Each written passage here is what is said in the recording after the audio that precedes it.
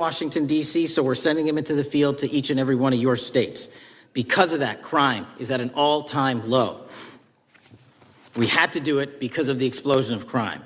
And maybe the most important stat for Americans to realize, in just 7 months, we are on track to produce the lowest murder rate in modern U.S. history by double digits. Those are results not of mine. Those are results of the men and women of the FBI. If you want to criticize me, bring it on, but do not attack the brave leaders in the field. We are also working 24/7, 365 on the opioid epidemic that is killing more than hundreds of thousands of people a year. We have seized 1,600 kilograms of fentanyl off the streets so far in 7 months. Year-to-date, 25% increase. To put that in perspective, that's enough to kill a third of the American population, 120 million Americans. 100,000 kilograms of cocaine and meth gone off the streets.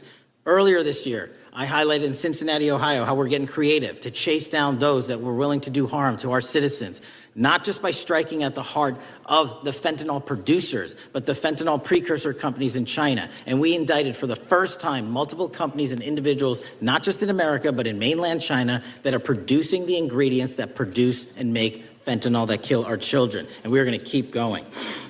Counterterrorism work, cyber attacks, and foreign adversaries are something the FBI must never sleep on, and we are not sleeping. In the counterintelligence space alone, this year, year-to-date, 30% increase in counterintelligence arrests from the DPRK, Russia, Iran, and China. And I want the American people to know, in this setting, there's a lot of work that the brave men and women in the FBI are doing we just can't get into, but they don't stop. Our cyber threats, ransomware attacks, those harming our children online. We have nearly a 20% increase in indictments and arrests in 7 months alone this year. We're going after those that harm our malware, infrastructure systems, telecom systems, and energy structure. Combating SALT and Vault typhoons are just a little bit of the examples we're doing. Maybe most importantly, under the counterterrorism and domestic terrorism umbrella, are nihilist, violent extremists, and those that label themselves 764, who wish to go online and convince children to maim and mutilate themselves and commit suicide.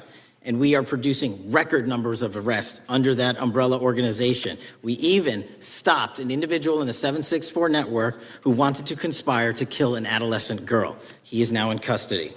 Transparency remains one of my main priorities at the FBI. And this is what I've done in my 7 months at the helm. We've produced more than 33,000 pages of documents to Congress to a variety of committees, including, I believe, 7,500 to this committee alone, if memory serves me correct. To put the 33,000 in perspective, my predecessor in 7 years produced 13,000 pages in total to the United States Congress. His predecessor in 4 years produced 3,000 pages in total. I repeat, I have produced 33,000 pages in 7 years to this Congress and will continue to do so. I'm dedicated to restoring the trust and the mission and the integrity of the FBI, and we cannot do so without congressional oversight, and I promise you I will continue to do so. On the Epstein case, the original sin on the Epstein case was how it was handled by Mr. Acosta when he first brought the case in 2006, 7, and 8. The original case had a very limited search warrant, had a very limited search window, had a very limited investigative window. I was not there when those search warrants and that investigation was launched. I would not have done it that way. They were limited to only 3 to 4 years of investigations from 97 to approximately 2001 and 2002 to 2005. Mr. Acosta allowed Mr. Epstein to enter into a plea agreement where he served weekend jails for trafficking minor women. He also was allowed to relieve jail to go home on the weekends. Plus, he allowed a non-prosecution agreement to be signed as part of that plea deal, prohibiting future investigations from that prosecution and from that evidence, and prohibiting the collection of further material. That is the original sin. We are working with Congress to produce more than any administration ever has material on Epstein. And I welcome the challenge to tell us that we are not being as transparent as the law allows. We even went to court and asked the judges to lift those prosecutorial agreements and to lift those court order seals, and they denied us 3 times. Congress is welcome to do the same and join the fight. And I'd lastly like to focus on operation that the president led in D.C. Because of this, we are taking this fight in D.C. to every single city across the country. 2,100 arrests in the last month alone. D.C. has seen a 60% decrease in gun crimes, 75% decrease in carjackings, and 53% decrease in homicides in our nation's capital. and rightly so. We're bringing that fight to the streets of America. I want to thank you for your support, and I'm proud to be the director that leads this FBI into a new headquarters building that they've needed for decades, saving the taxpayer $3.5 billion, and also providing our workforce a safe environment. If you don't know the calamity that is the Hoover Building, I invite each and every one of you to walk around. I'll give you a tour myself, and you can see where the cement falls on the heads of our employees that is only to be saved by netting. Just to give you an example. Thank you for support to our mission. And I do want to highlight one thing about DC. It's because the FBI gathered sources and evidence that we were able to, through our source network, identify the horrific murder of the DC intern, Eric Tarpinian. And I've spoken to his family, and we are working to bring them justice. And Mr. Chairman, in my 16 years, now my 17 years of government service, if anyone has any questions about my service, bring it on. Yeah. Thank you, Director. We will now proceed under the 5-minute rule. The chair recognizes the gentleman from California, Mr. Ison. Director, delighted to have you here. You are a breath of fresh air. As you outlined, and I won't repeat it, the accomplishments, you did so with the same resources as your predecessor, roughly. Is that correct? I believe so, yes. And so how much of that has to do with taking people out of the backside of the FBI and moving them into the field, into doing the job for which we primarily pay the FBI? It's exactly what we needed done. 1/3 of the FBI's workforce resided in the National Capital Region before I got there. 1/3 of the crimes do not happen in Washington, D.C. Not anymore. Not anymore. So 1,000 personnel of the FBI were deployed across this country on a permanent basis, and every single state in this union is getting a plus up, not a reduction, a plus up of 1811s of intel analysts and support staff. And that is why the crime rates are going down in record numbers. Well, thank you for doing that. And it's perhaps the hardest thing for a bureaucrat to do is to lower the head count around them that support them. And I appreciate your willingness to do it different than your predecessor.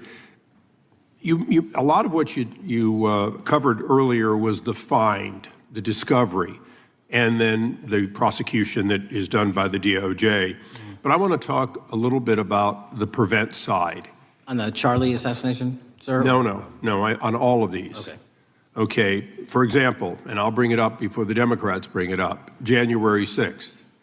January 6th, we now know, because of your find, that in fact there were people involved who were not just observers but participants who in fact, it's been alleged, and I personally believe, in fact, were part of promoting, perhaps even the one woman who died, encouraging her to walk through a door that led to her death.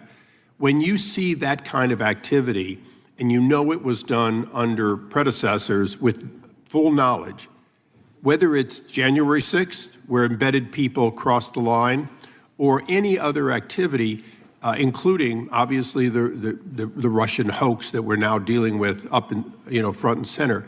My question to you is, what can you or others do to prevent it from occurring again? Not on your watch, but on future watches. How can we know that this won't happen again the moment you leave the FBI?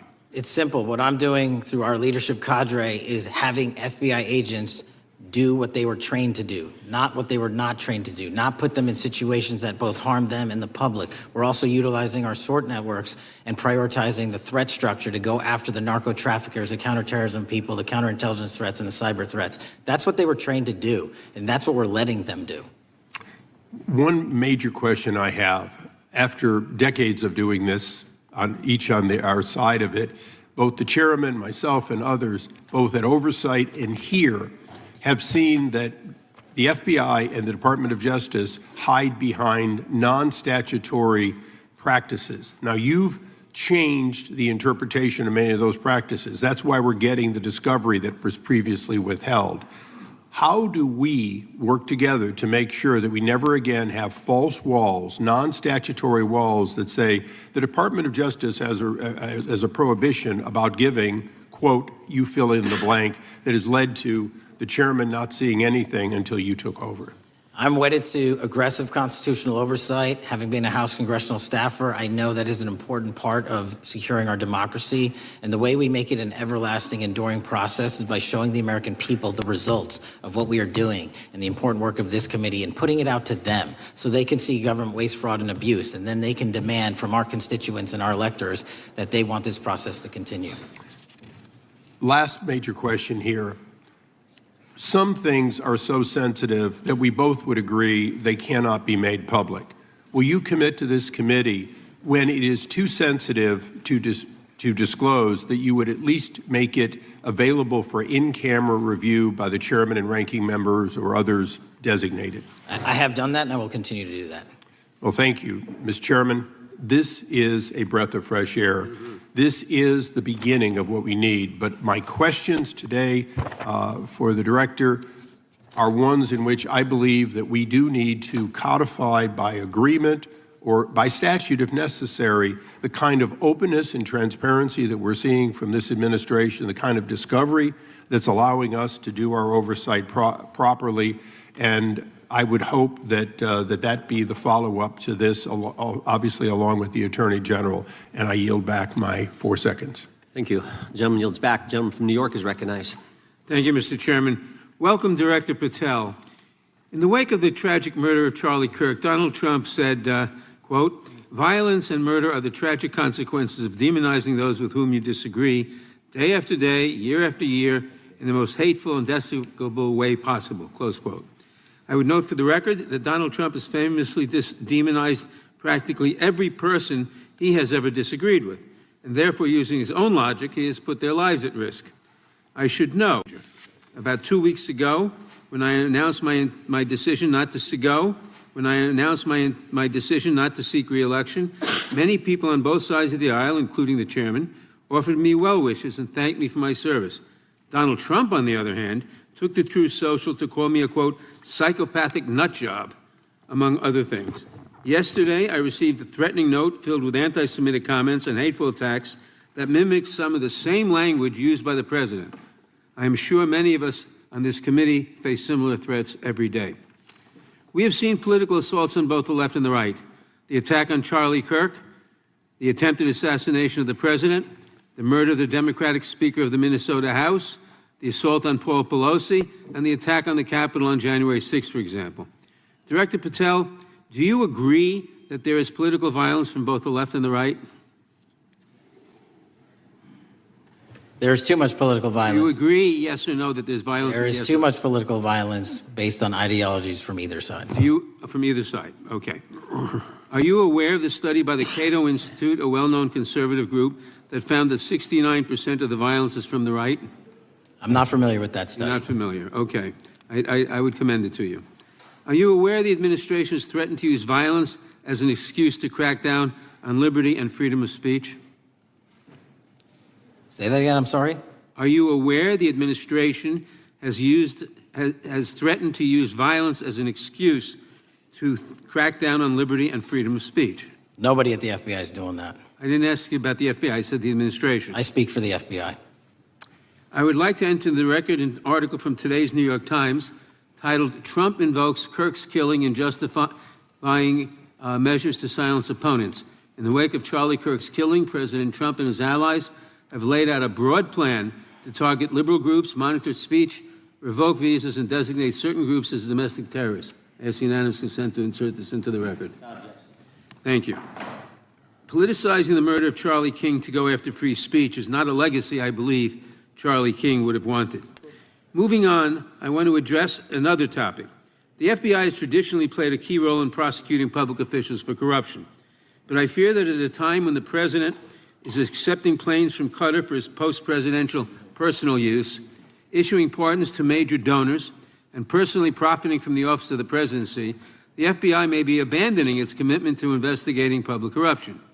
Since its creation in the wake of the Watergate scandal, the Public Integrity Section has been one of the crown jewels of the Department of Justice, investigating and prosecuting corruption among the nation's public officials and acting as a key safeguard against politicized prosecutions. This section's work has been supported by an elite squad in the FBI devoted specifically to rooting out corruption. But according to reports, The public integrity section has now been decimated, and the FBI's public corruption squad has been dismantled.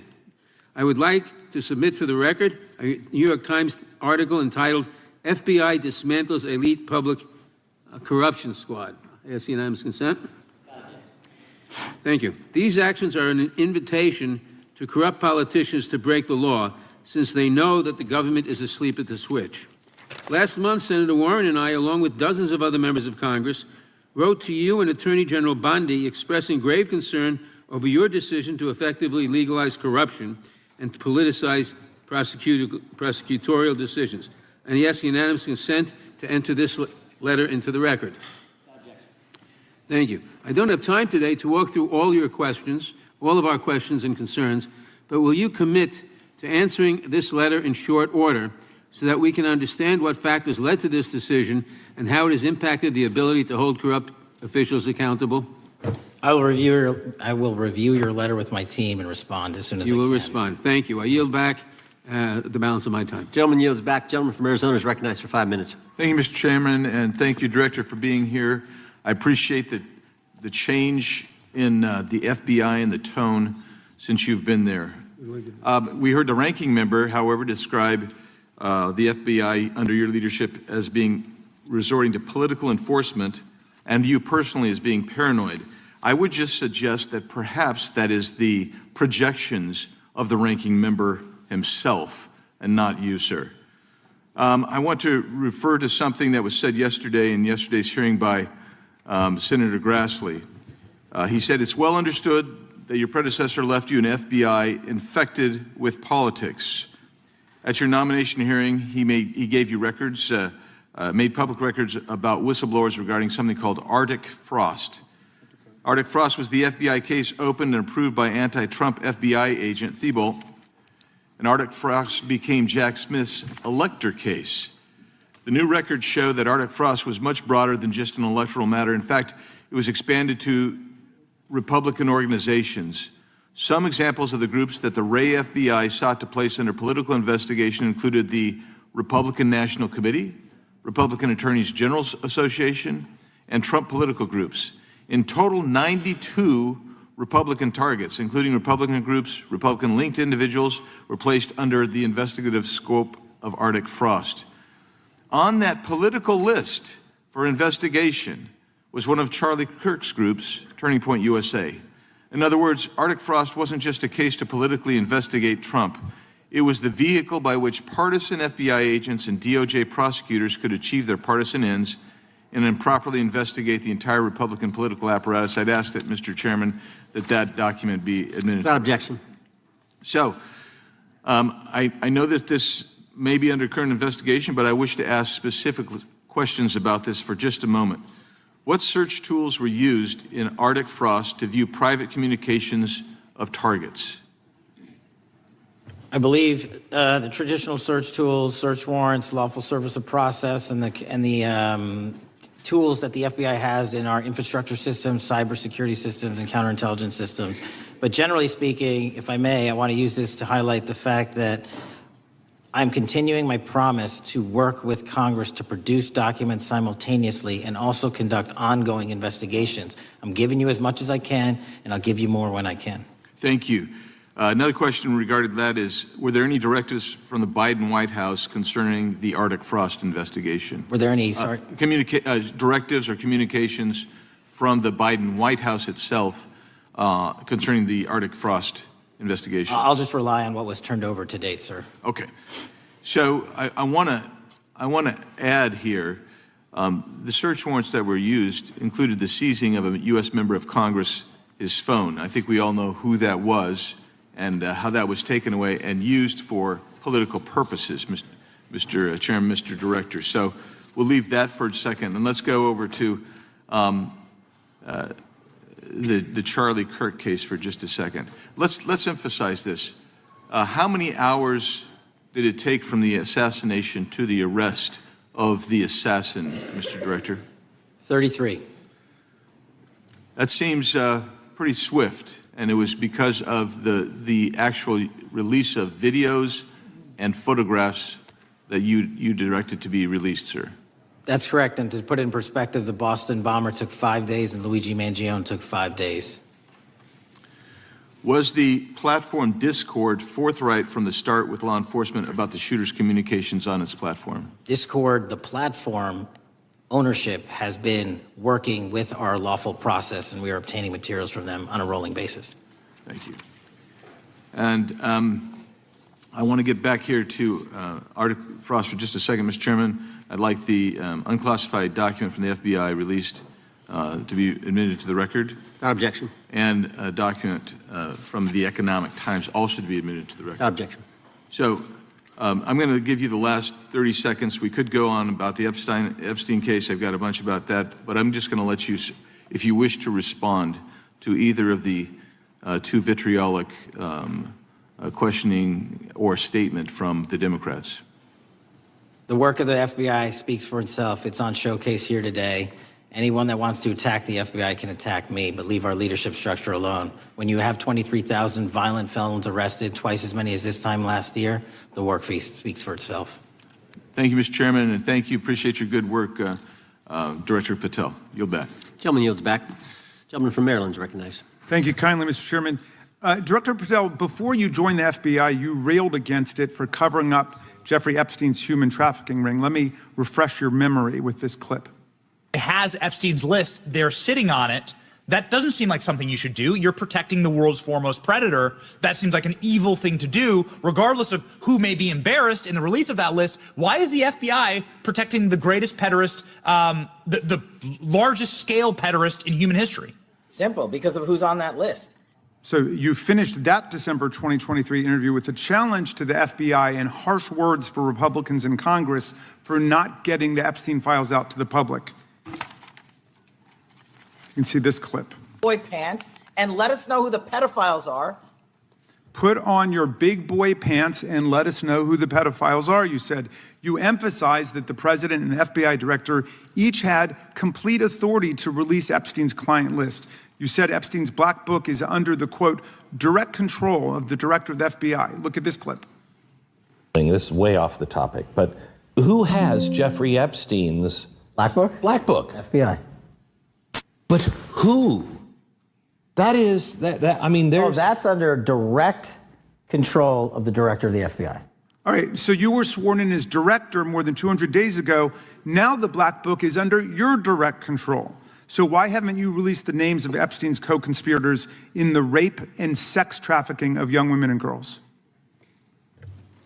The Rolodex, which is what everybody colloquially refers to as the Black Book, has been released. Oh, no, you're talking about what the journalist got 5 years ago? No, that's not what we're talking about. We're talking about what you were talking about there, That's the black exactly book what I under was the direct control of the FBI director. We have released more material than anyone else before. The Biden administration, Obama administration had the exact opportunities to release this material, and they never did. And if you are telling the men and women of the FBI, Why we're have not you going after changed your child position? predators. Hang on, you said we're not going after child predators. 1,500 child predators arrested this year, 35% increase. I'll reclaim my time. 4,700 child victims Mr. Chairman, I'm going to found. reclaim my time if you could instruct the witness.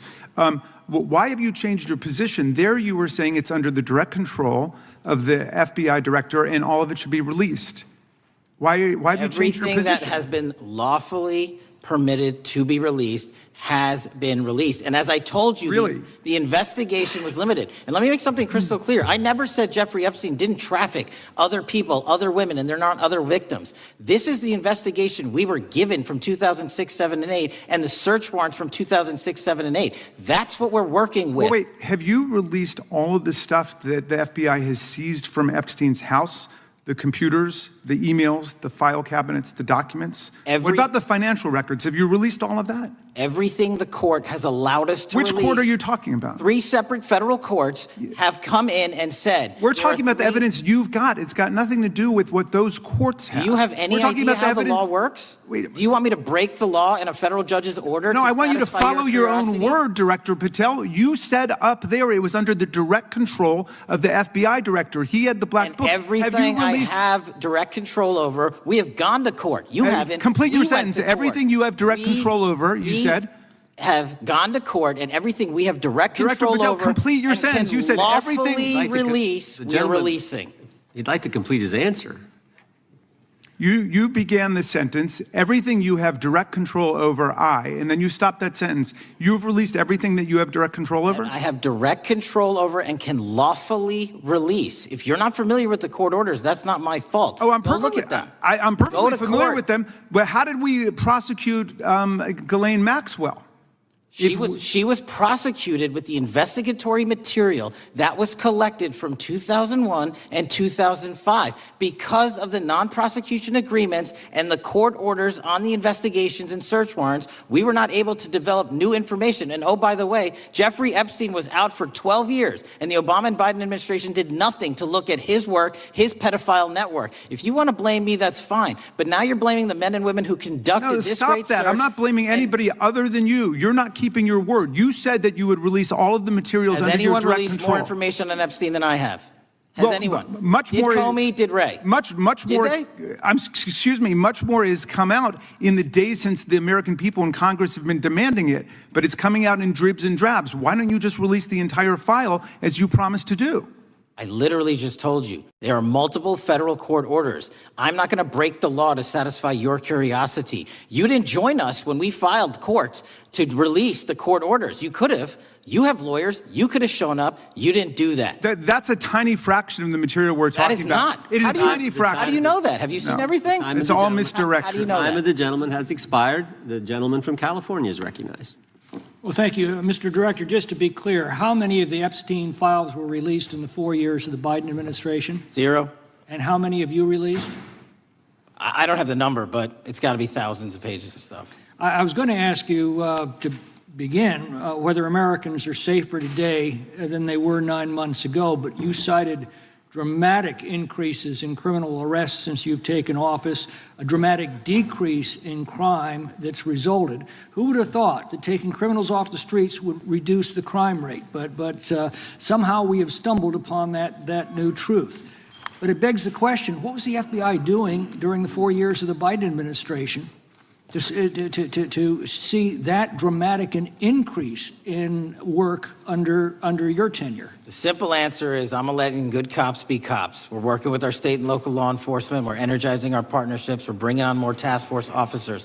When you have more cops in the streets, when you're using ground-based intelligence, when you're not weaponizing law enforcement and focusing on D.C. and focusing on the rest of America, this is what happens. It is not a significant mind shift in terms of how we maneuver the FBI. They've wanted to do this work since they signed up. We're just letting them. And we've seen many prominent Democrats oppose your efforts to restore law and order to the streets of our nation's capital. I mean, all of us here have seen a dramatic change for the better here in Washington, D.C. Why are so many Democrats attacking you for that? Sir, Democrats have been attacking me for a decade, as is the fake news media. They didn't like the fact that I exposed the Russiagate host and the largest weaponization of the FBI, DOJ, and U.S. history. We proved it to be true with congressional oversight. I'm wed to that congressional oversight and will continue to do that work. Christopher Wray repeatedly warned this committee that the Biden open borders policy had produced a significant increase in terrorist threats that he said kept him up at night. A particular concern, he said, was the 2 million gotaways that entered the country during the Biden administration. That's an average of 41,000 every month. What are the monthly gotaway numbers today? Sir, I'll have to get back to you on the exact gotaway numbers, but identifying that there are gotaways is step one. Going and manhunting them is step two, and that's what we're committing our resources to do. Well, that's my next question, is what progress has the administration made in apprehending and removing terrorist threats that came in during the Biden years? I think you're talking about, if you're not, let me know, known or suspected terrorists, and we've encountered almost zero at the southern border since the southern border has been sealed. But the problem that we are running into is our northern border. It's largely expansive. The enemy has adapted, and we need more focus on the northern border to stop known or suspected terrorists from coming in from places like China, Russia, the Middle East, Africa, Afghanistan. And what can you tell us about the remaining threat posed by potential terrorist cells here in the United States? The terrorist threat that continues to be posed by international terrorists here in the United States is one of my highest priorities. We are working through our intelligence community partners to identify those individuals, and we've taken down numerous individuals in numerous rings across this country to neutralize that terrorist threat, including in places like New York City, Los Angeles, and I believe Dallas, Texas most recently. How extensively did criminal cartels like Sinaloa, Jalisco, New Generation, MS-13, Trinidad, and others infiltrate our country during the Biden administration? By the tens of thousands. Well, and what progress have you been making in combating their presence? I think the DHS is best to speak to that, but I think I can't remember the numbers of tens of thousands or hundreds of thousands of individuals they found that came in illegally, and the tens of thousands that associations to criminal networks have all been deported. And that effort is being opposed every step of the way by Democratic leaders in our cities, some of our states, and right here in the Congress. Isn't that true?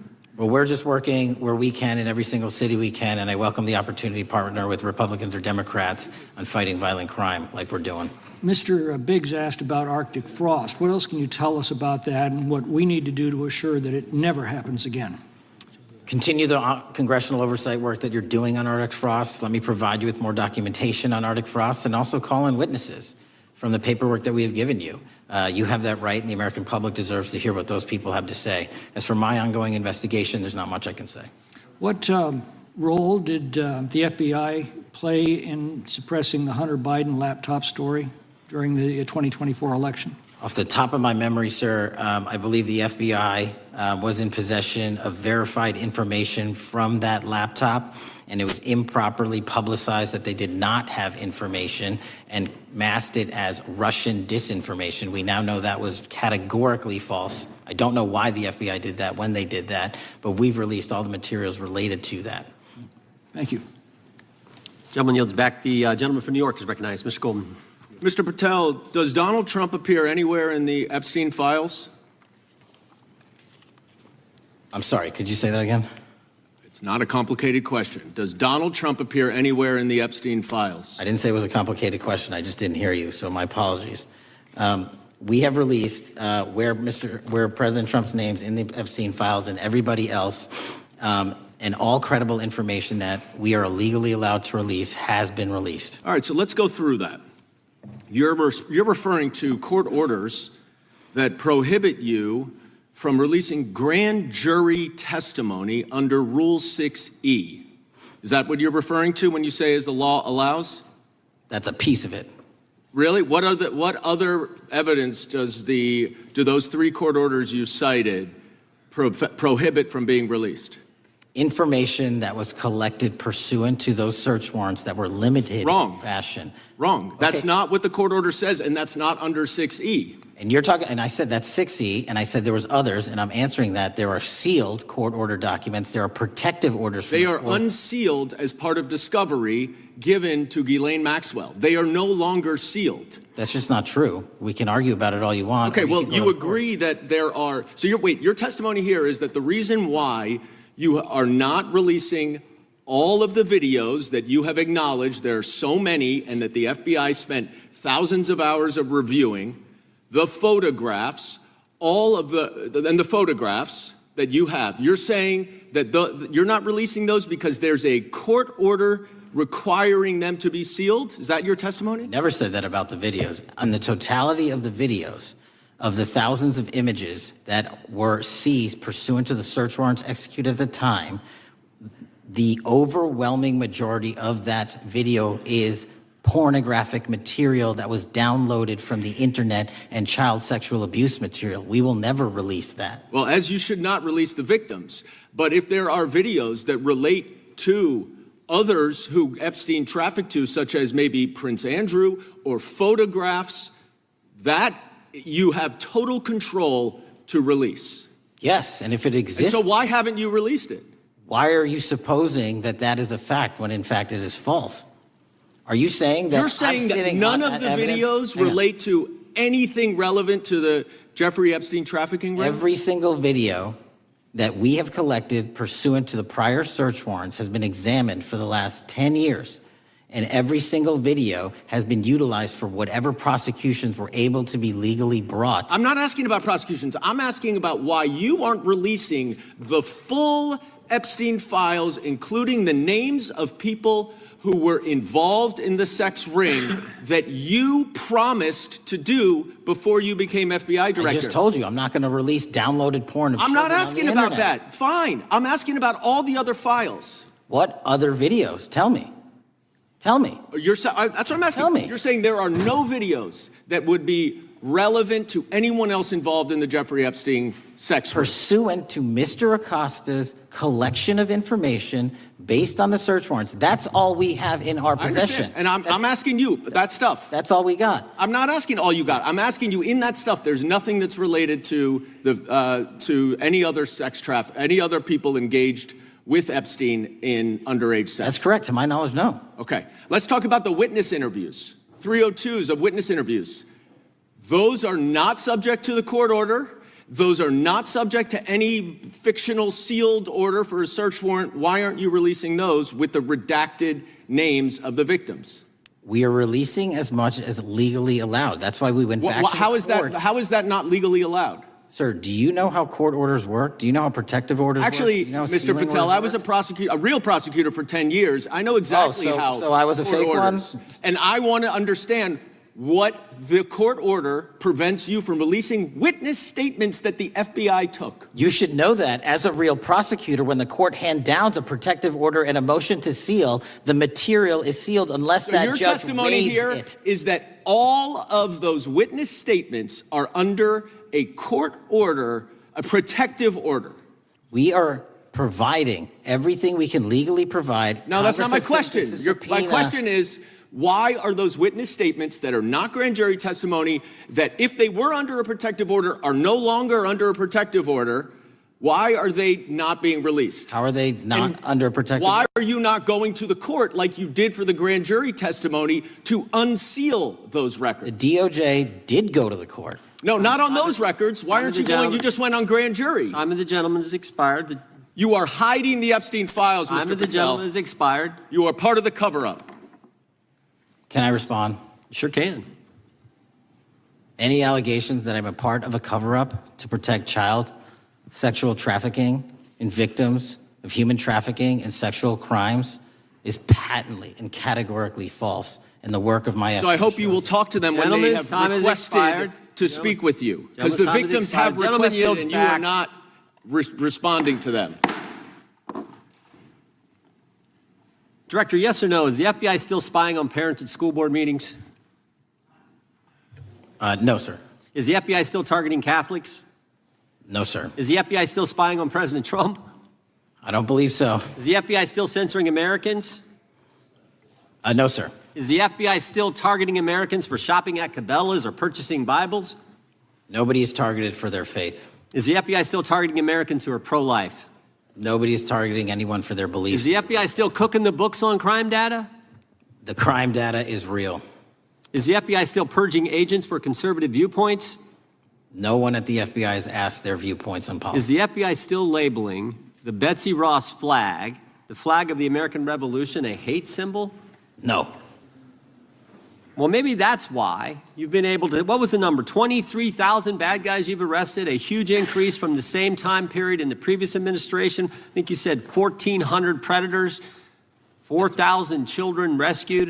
Were those the facts? 4,700, 35% increase on children rescued. Yeah. And you got the guy that, Abbey Gate? We We got the Abbey Gate had a guy. guy from the 4th District of Ohio who lost his life there serving our country. We appreciate that. Maybe when you're not focused on politics, you can actually do what the FBI is supposed to do. Go get the bad guys, right? That's what the men and women of the FBI do. Director, did John Brennan lie to Congress? Let me just read a couple things actually before you answer that.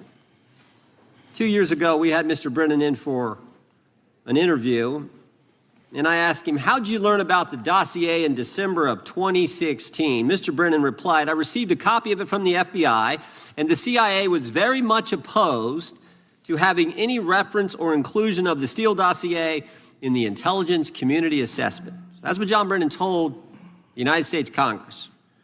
7 weeks ago, the Director of National Intelligence told us this. John Brennan lied and denied using the dossier in the intelligence community assessment because he knew it was discredited.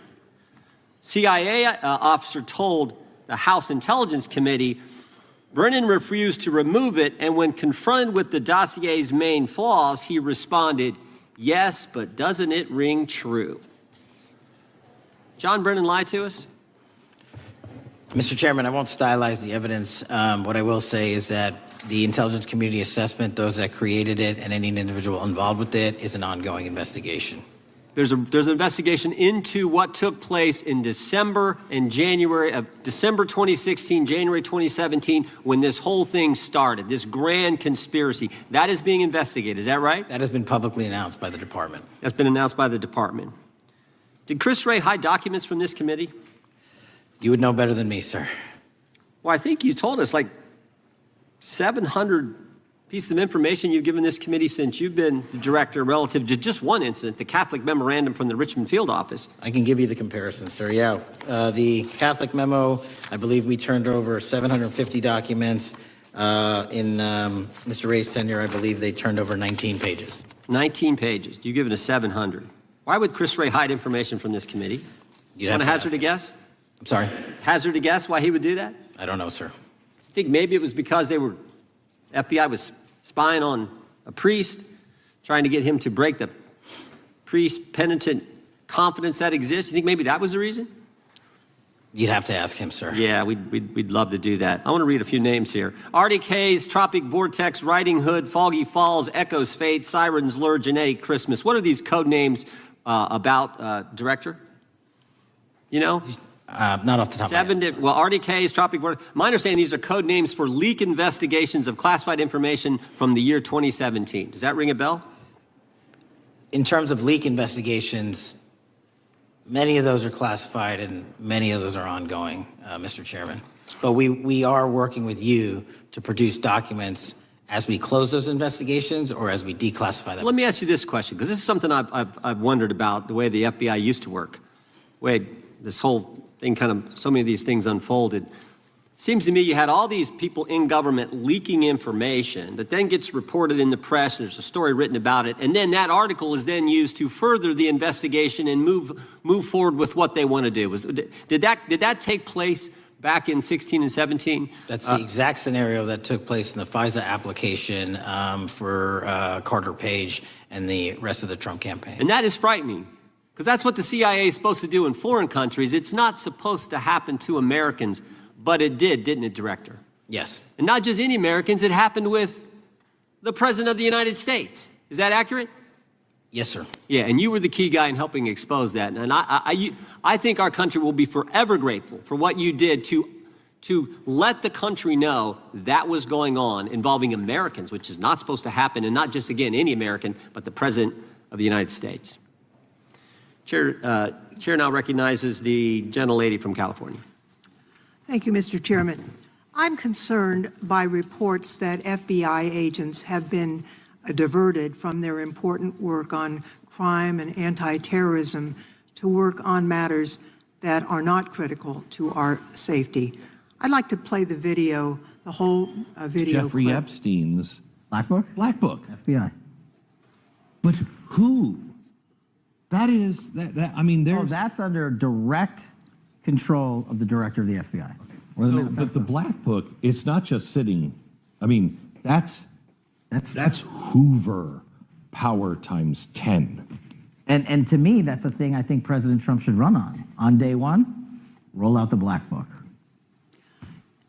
In contrast to that attitude of let it all out, we're getting reports of actions that run contrary to getting everything out and that also involve diversions of FBI resources. For example, an FBI whistleblower reported that you were pressured by the Attorney General to place 1,000 personnel on 24-hour shifts to mine roughly 100,000 Epstein-related records to redact President Trump's name from the files. Bloomberg reported this, that you directed FBI special agents from the New York and Washington field offices to join the Bureau's FOIA employees in Winchester and another building a few miles away, and that while reviewing the Epstein files, FBI personnel identified numerous references to Trump in the documents and people familiar with the matter said that Trump's name, along with other high-profile individuals, was blacked out. Now, the New York Times reports, and this is a quote, Justice Department officials diverted hundreds of FBI employees and federal prosecutors from their regular duties to go through the documents at least 4 times, including once to flag any references to Mr. Trump and other prominent figures. Details of the review were based on accounts by 3 former FBI and Justice Department officials who spoke on condition of anonymity because of fears of retaliation, and further that the FBI finished after they finished its review of the files and materials, was sent to a team of Justice Department lawyers who double-checked the FBI's redactions and, quote, were instructed to flag any mentions of Mr. Trump and other celebrities. Now, I have 3 questions for you, Mr. Patel, about this.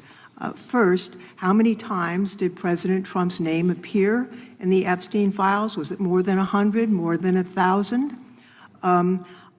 Were the agents who were pulled from their duties to redact the president's name from the Epstein files working on criminal cases or national security cases or child sex trafficking cases? And are the number of agents that have been reported diverted for these purposes, is that accurate? No. No what? You asked if it was accurate. I said it wasn't. So you're saying that none of this happened? No, I'm saying it was inaccurate. Okay. How many times did President Trump appear in the Epstein files? More than 100? More than 1,000? No, and what we've been able to release is what we've been legally able to release, and that has No, that's not the question. I asked you, how many times did the president's name appear? I don't know. It's your testimony. You do not know that answer. The number of times? No. Could you tell us how many agents were diverted for this task and what they were working on? When you say diverted, you make it seem as if agents were pulled off what they do all the time. Agents at the FBI masterfully do double duty and triple duty. And because of the public's interest in this case, we flexed resources to make sure that we could answer the public's signal demand. So do you want us to look through the material and provide it to you, or you do not want us to do that? So it's Which your testimony that no one was diverted from a criminal matter, that this was a top priority to go through this material to look for Mr. Trump's name. Is that your testimony? That's the highest priority for the FBI? What's one of the most impressive things about the FBI leadership and the careers that are in place is that they make the decisions on who to send where on priorities and make sure the mission needs are not hurt. And that's what happened here. It's shocking to me that the FBI would think that erasing Mr. Trump's name from the Epstein files is a high priority when we have crime, we have national security threats, we have terrorism threats, we have murders such as that occurred, unfortunately, with Mr. Kirk. It's shocking to hear that that's your highest priority. And with that, Mr. Chairman, I That's yield literally back. not what I said. Gentleman yields back. Gentleman from Wisconsin is recognized. Director, is President Trump implicated in any wrongdoing related to Jeffrey Epstein? Based on the entirety of the evidence that we have, absolutely not. The president is not implicated. Correct. Thank you. I want to talk a little bit about China's malign influence here in America. And, we've seen spy balloons traverse the United States. We've seen police stations in communities around America. And sitting in the chair you're in just 2 years ago, there was a sheriff from Cochise County, Arizona, Mark Daniels, that was here, who said that the exponential increase in the amount of fentanyl that is coming into America is directly related to the open borders policies of the previous administration. Do you agree with Sheriff Daniels' characterization? In large part, yes. So since you've been director, has there been a reduction we've talked about how the border is largely secure now, right? The southern border, yes, sir. The southern border is largely secure. Has there been a concomitant reduction or a reduction in the amount of fentanyl that is coming into America? There has been a massive reduction to the tune of, we have seized more than 25% year-to-date this year than the prior year, and that's enough fentanyl to kill 120 million Americans. Does China play a role in this fentanyl that's coming to America? As I stated in my opening, sir, what they do and the companies in China, mainland China, do is produce the precursors and the cutting agents that they ship overseas through various countries into the Mexican drug cartels who produce it. So they basically are the cooks in terms of the ingredients. Tell us, what is the FBI doing to stop China from delivering death to America? So for the first time in a decade, I actually reached out to my counterpart at the Ministry of Public Security. No one at the FBI had done so. To engage. Ministry of Security, where's that? In mainland China. In mainland China, okay, thank you. To engage in a conversation to say, hey, can we have a certain number of these precursor chemicals listed in China so that they become illegal and illegal to trade. We're also working with our counterparts in places like India and Guatemala because the transshipment routes of the precursors, the Mexican drug cartels have gotten creative, and instead of coming directly to America, are going into these countries. And we've had massive success in India and Guatemala, and in those governments' great partnerships in shutting down the ability to ship the precursors into those countries, which are ultimately destined to America. So those people that are working with security agencies have been working with you, is that accurate? Yes, sir.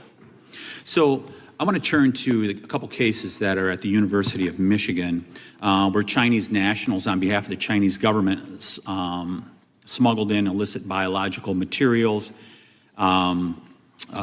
stuff that can harm our agricultural industry. What actions are you taking as we see repeated stories of Chinese nationals doing this in the United States? So just that, sir. In this calendar year alone, as I was mentioning, our counterintelligence operations and cases brought against the Chinese are up by, I think, something like 40%. And specifically, the cases in Michigan show two threat streams, not just against our agricultural industry, which is a threat to national security, but they were also bringing in chemical agents in mushrooms. I'm not the exact expert that would have ultimately hurt our population. We arrested and charged all of those individuals, and we were aggressively going after them in every single state because they weren't doing it in Michigan alone. Should research universities across the United States be doing a thorough job of vetting Chinese nationals that are coming to their universities? They should. Turning to spying in America, you know, we heard the stories about Senator Dianne Feinstein's driver, who was a Chinese spy. We're familiar with Linda Sun, who worked in Governor Hochul's office, Christine Fang in California. What are you doing to find these people who are Chinese spies that are trying to burrow themselves into the politics of America? Because we know it's happening, right? Yes, it is. And what our counterintelligence unit is doing is aggressively seeking the intelligence into where these individuals are working. Then we are utilizing our operational authorities to go in and investigate them either through our human source networks and collecting information through lawful process, online search warrants and data so that we can bring proper arrest charges and publicize to the world what they're doing here. And just because we've caught a few doesn't mean we've caught everybody. We've got a lot more to go. I get one more quick question in. The FBI arrested a judge in Wisconsin, Hannah Dugan, for interfering with a federal law enforcement operation. Could you tell us a little bit about that? And is a judge above the law here in the United States of America? Well, no one is, and that case is ongoing. But as you stated, and these allegations said, there was an interference in a federal lawfully executed federal law enforcement priority that was interfered with. I yield back, Mr. Gentleman yields back. The gentleman from Tennessee is recognized. Thank you, Mr. Chair. Director Patel, I believe you had primary importance in starting Operation Viper in Memphis. Is that correct? Yes, sir. And Operation Viper brought in the FBI, the DEA, the ATF to help the Memphis police in policing the city? That'll be phase two, sir. Phase one was FBI and local law enforcement in Memphis for the last few months. Okay. You did a good job, and the police director and the mayor have told me that has been helpful, the FBI working with the police. And the FBI are trained in law enforcement. They know Miranda rights, they know how to do policing, and they do a good job working with the police. Do you think that the National Guard is necessary to do the work that the FBI is doing now? Thank you. I do think it's necessary to finish it. What we've done is 500 arrests in Memphis and 110 federal indictments.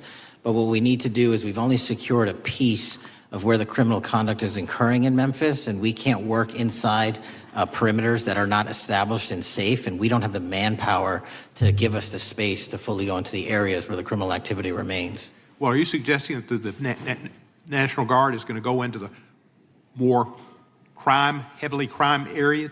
They're going to establish, like they did in Washington, D.C., perimeters where local law enforcement and the FBI, DEA, ATF, and U.S. Marshals can go into. We can't be going into all these areas knowing that they're extremely volatile and jeopardizing the safety of our agents. Did the National Guard do anything in Washington to help the FBI stay safe from these dangerous elements? They established perimeters. Established perimeter, and the criminals knew about it, so they... It was a visible force, sir, so they kind of saw it.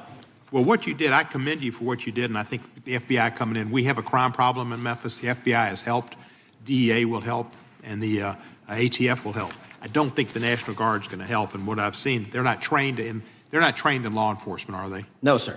And so that could be a problem. Who will direct the National Guard in Memphis? Will it be, will they have control over your agents? No, sir, they won't.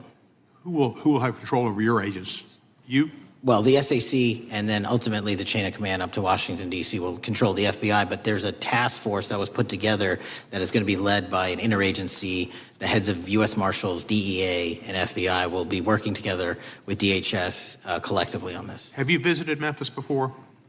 Yes, sir, I have. So you know how good a city it is. I love Memphis. A lot of us do. And Memphis is a great city, great history, civil rights museum. Might say something about slavery, but that was the history. It needs to be taught. Blues, Elvis. Beale Street. Beale Street, right, barbecue. And people should come. It's not a troubled city. We've got some crime, but it's not a troubled city. We're not troubled, and we love our city, and we hope that the National Guard doesn't come in and cause people to have questions about Memphis, because it's a city they should visit. Let me ask you this about, you said that the homicide rates are coming down to an all-time low? In modern recorded U.S. history, yes, When sir. does modern recorded history start? I think the FBI, and I'll get back to you on this, has stats on that going back about 30 years, sir. Okay, I was thinking back to Ozzie and Harriet, and I didn't think you could beat Ozzie and Harriet's time. Secondly, you mentioned the Epstein case. Did any of the women that were victims, and they came up here and had a press conference and all, did any of them contact your office and ask to give information? To my knowledge, no, sir. If they did, let me ask you first, is there a statute of limitations on sex crimes like that, with sex with a minor, rape? The DOJ is the expert, but I do not believe there's a statute on that, limitations on that. So if there's not a statute of limitations, should you not be interviewing those people who know who raped them and the names and the places and give you that information? That seems like that's a treasure trove of information, and it's a serious, serious, serious number of crimes. Sir, I couldn't agree with you more. We've been very public about asking individuals to come forward with new information, and we would run out every single lead on that. Well, I'm sure the women will come forward, especially today, to be sure that they will get an opportunity, because that seems like something we ought to do.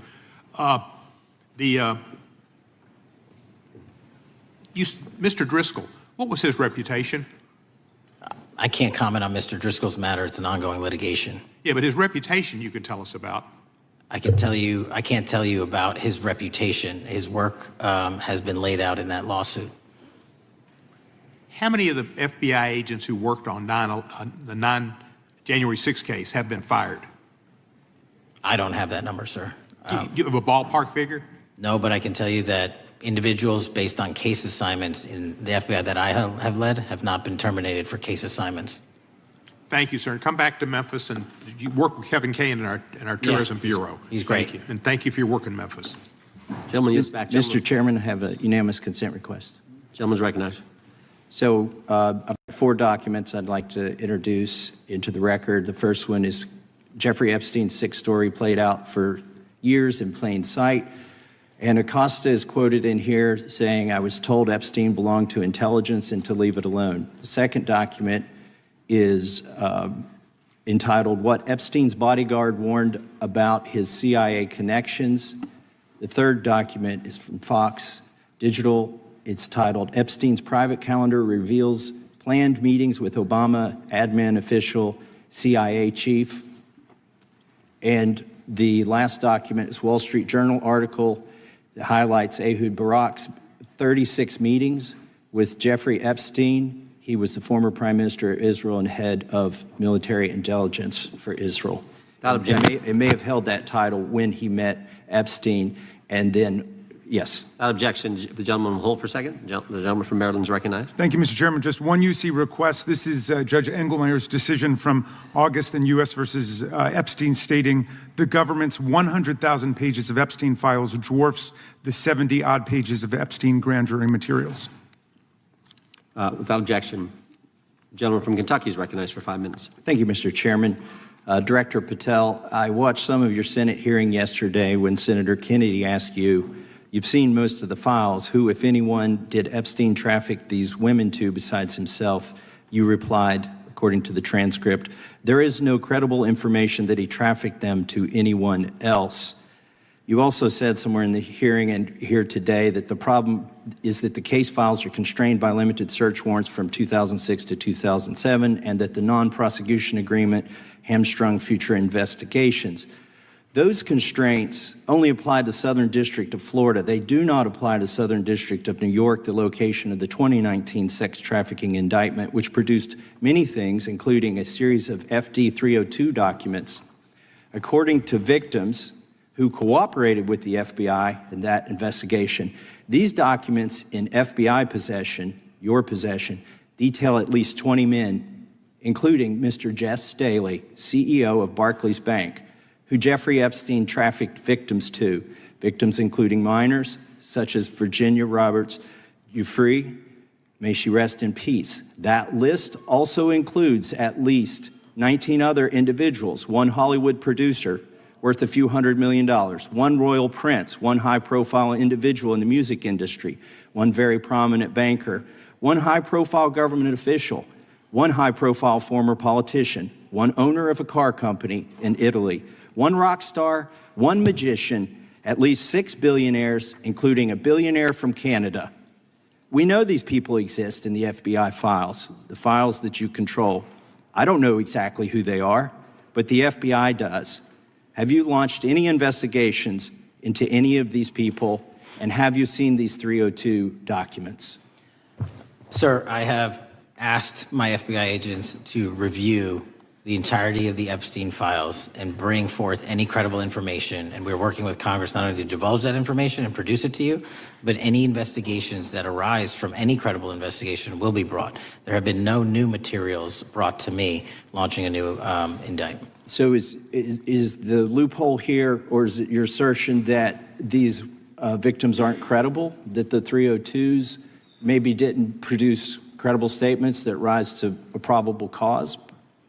It's not my assertion, sir. It's the assertion of 2 different United States attorneys' offices from 3 separate administrations who investigated those same materials in lifetime. Are the 302 documents in the FBI's possession?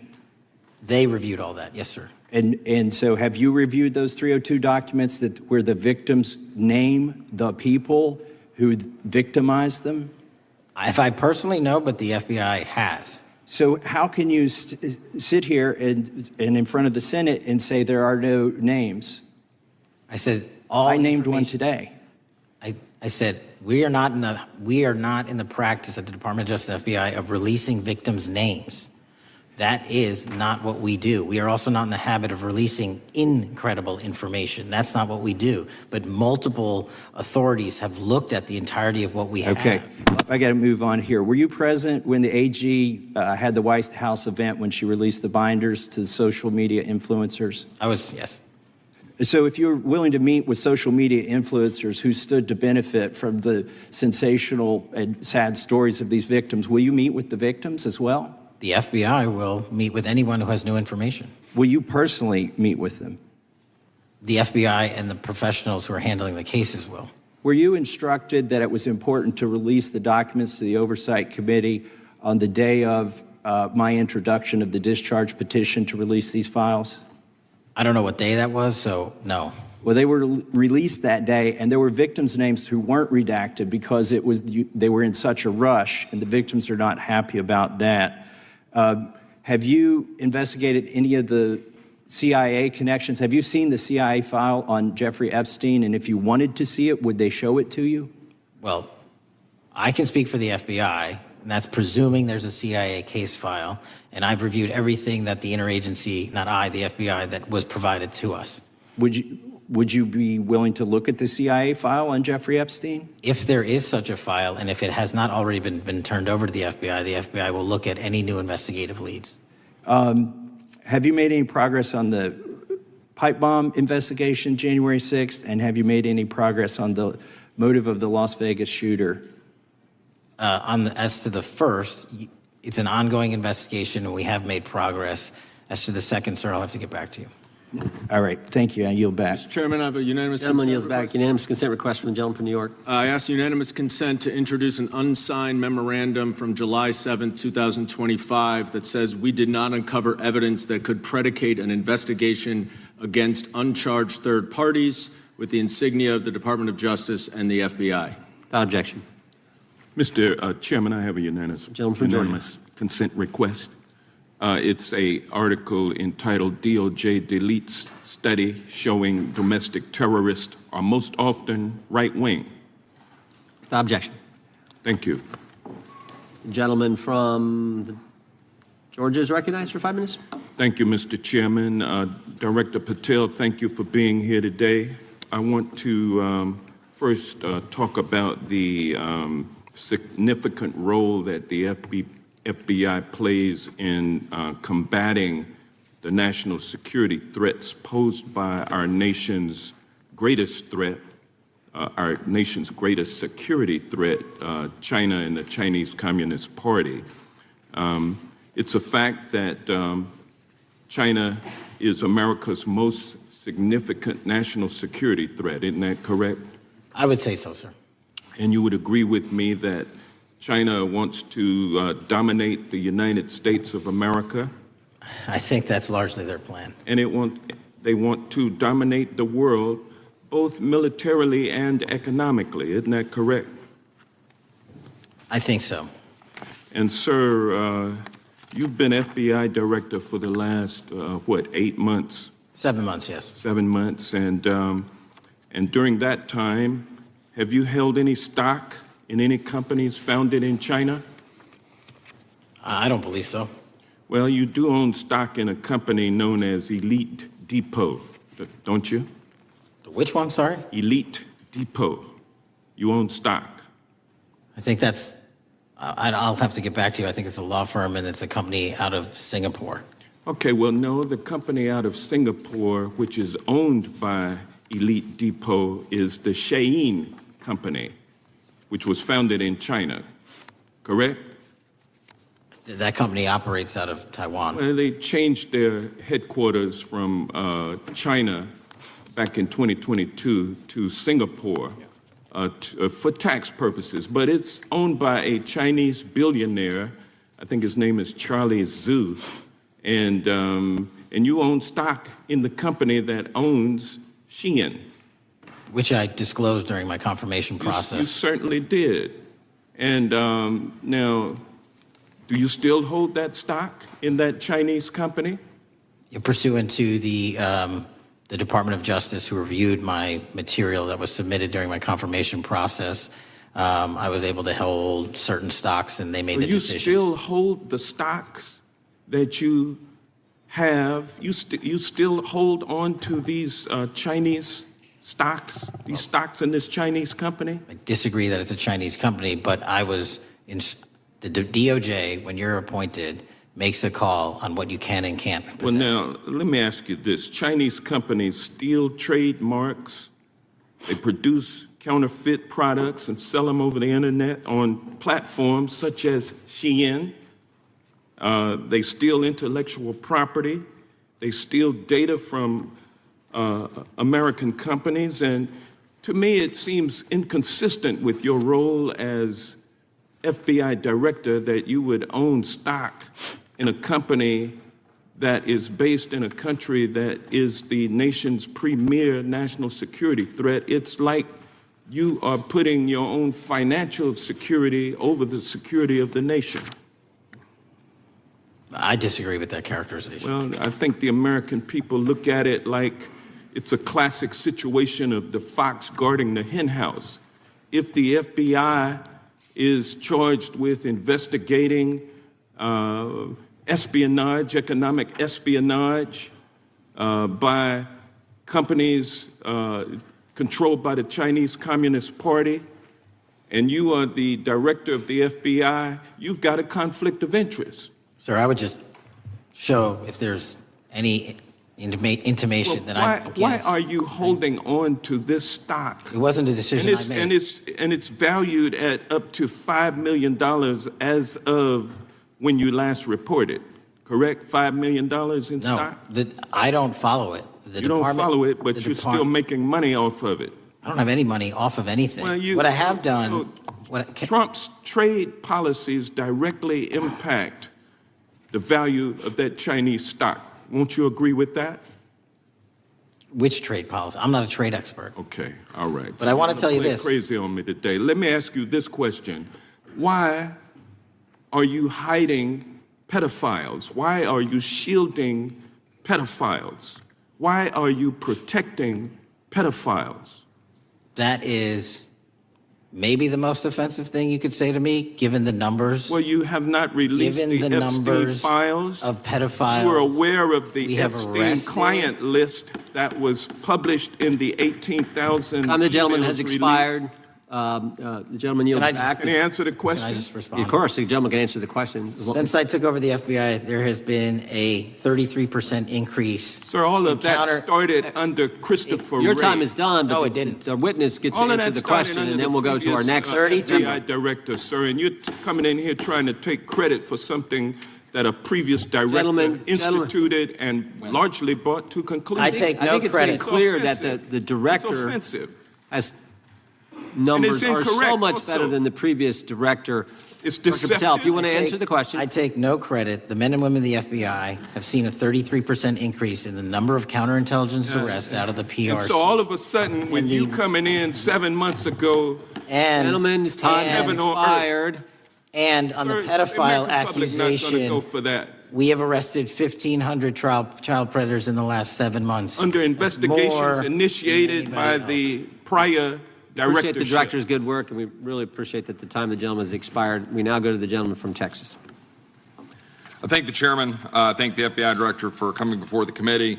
I assume the FBI director, Mr. Patel, I believe you probably agree with me that there is a significant organized effort on the left side of the political spectrum to advance criminal organizations being able to put more criminals out on the streets. And that what we've seen this in daily action. Are you familiar with the report that came out this last Monday from the Law Enforcement Legal Defense Fund? I'm not familiar with that, sorry. So this report came out this past Monday, and it said that significant amount of the money flowing out of George Soros and other leftist organizations and funders has been funding DAs and prosecutors, and quote, many of these DAs had never managed an office, prosecuted a criminal case, developed organizational policies. In dozens of America's largest cities and counties, this report finds these progressive district attorneys have outsourced core parts of the American criminal justice system to activists and political donors, taking direction and advice on everything from staffing decisions and communication strategy. Organizations, it's a complex web of donors going in through these organizations to put radical DAs and prosecutors out there, putting criminals on the streets. Does the FBI director agree that this exists and is a problem? I will accept the factual representation, and if that exists, it is a problem. The organizations such as TIDES, the Fair and Just Prosecution, Brenner Center for Justice, Partnership for Safety and Justice, the Vera Institute of Justice, the amount of dollars flowing from George Soros through and to these organizations and to the various prosecutors that have resulted in increased crime on our streets, including the brutal murder of the Ukrainian refugee in Charlotte. I bring that up because that is one component of the problem. In addition, we have an organized effort targeting our border. The NGOs, the nonprofits and the deep pockets, the United Nations, charitable organizations, and a long list of over 250 organizations that the Center for Immigration Studies put out that lays out a complex web of organizations that were moving people into our country, knowing that they're dangerous, knowing that they're criminal, associated with taxpayer dollars flowing through the United Nations and donor dollars flowing through organizations, including ostensibly religious ones, putting these dangerous individuals on the street. That resulted in fentanyl in our communities, that resulted in the death of Jocelyn Nungare, of hundreds, thousands even, as the director testified, 100,000 people dying from these narcotics every year. All of this in an organized effort, a complete effort by the radical left to use taxpayer dollars and these dollars to put people on our streets. In addition, the extent to which we've seen now with the Southern Poverty Law Center and their hate map targeting, for example, the Family Research Council, where we had a shooting right here in DC over a decade ago, putting Charlie Kirk, putting a target on TPUSA, Antifa, other radical organizations that are very specifically organized in targeting conservatives and ordinary Americans. Well, how about the organized effort to infiltrate our schools and advance a transgender agenda and advance a radical agenda, perhaps one that we will see exposed further in the individual that actually shot Charlie Kirk.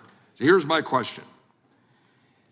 Will you as the director, and are you as the director, pursuing all legal channels to follow the truth wherever it may lead on this organized effort, one? And two, do you agree that Congress should take all action necessary to expose this web of dollars that are flowing to undermine our way of life? I got another minute in my time, then I'd like to hear from you on this topic broadly. I'll keep it short. Investigatively speaking, we are doing the following. We are following the money. We are following the money in every organization and every person that is violating the federal code. And it doesn't matter what your background or ideology is, we are following the money. We are using legal process to follow that money, issuing subpoenas to follow that money, using grand juries to follow that money. And when we have results to recommend for prosecution to the Department of Justice, we will do that. And we will continue to publicize documents through Congress, yes, when we make these findings. Mr. Chairman, I'd like unanimous consent to insert the record outsourcing justice by the Law Enforcement Legal Defense Fund that I alluded to before. I would ask unanimous consent to add a 2024 list provided by the Center for Immigration Studies on these United Nations and other affiliated groups that are responsible, over 250 of them, for moving individuals into our country in a coordinated effort. I would like a unanimous consent to insert a letter that I sent that currently has 33 members of the United States House of Representatives have signed on it, calling for a special select committee to pursue the organized effort from the radical left to target our way of life and undermine our security by putting criminals on the street and having our borders being wide open and putting us in danger. Without objection. With that, I would yield back. Without objection. Gentleman yields back. Mr. Chairman, I have a couple of unanimous Gentleman's requests. One is a letter from Senator Tom Cotton, dated last year, urging the U.S. to, quote, ensure that data from U.S. companies is not harvested by the Chinese Communist Party through the purchase of Xi'an software and technology. Without objection. And also statement by Marco Rubio, then Senator Marco Rubio, which warned our UK allies about, quote, Xi'an's deep ties to the People's Republic of China. Without objection. Also,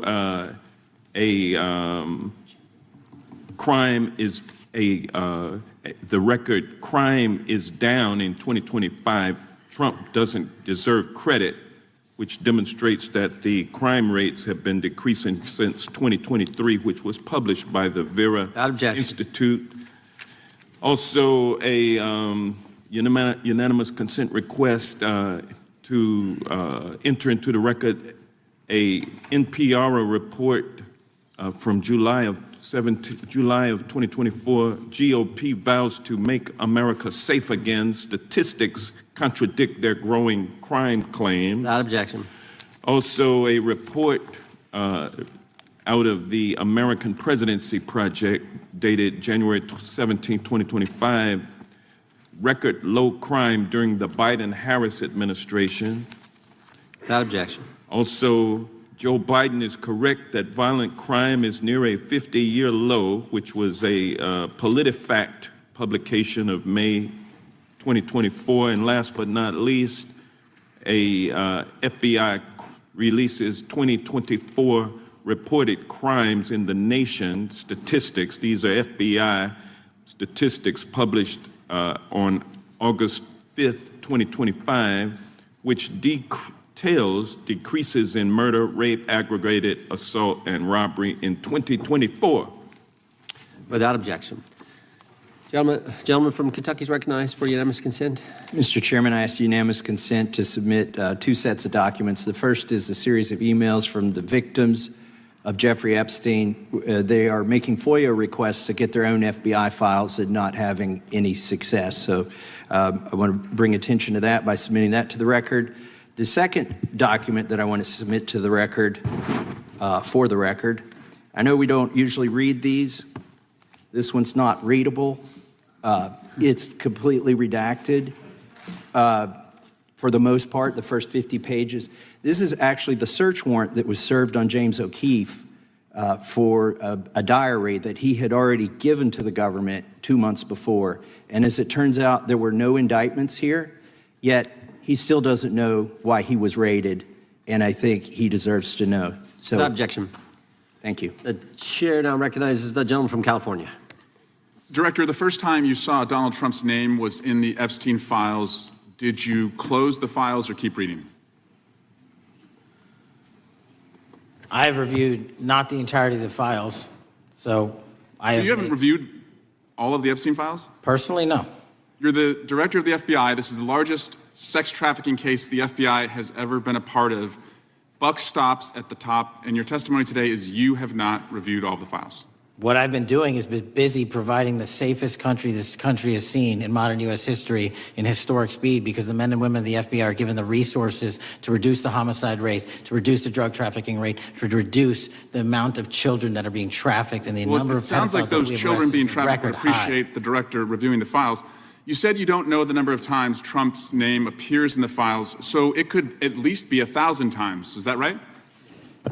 The number is a total misleading factor. We have not released anyone's name in the Epstein files that has not been credible. Director, could it at least be 1,000 times? We have released every piece of legally permissible information. Okay, you can so characterize the numbers however you want it. Reclaiming my time, Director.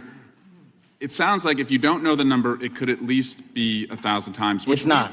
It's not. Is it at least 500 times? No. Is it at least 100 times? No. Then what's the number? I don't know the number, but it's not that. Do you think it might be your job to know the number? My job is to provide for the safety and security of this country. My job is not to engage in political innuendo so you can go out to the sticks and get your 20-second hit in your fundraising article.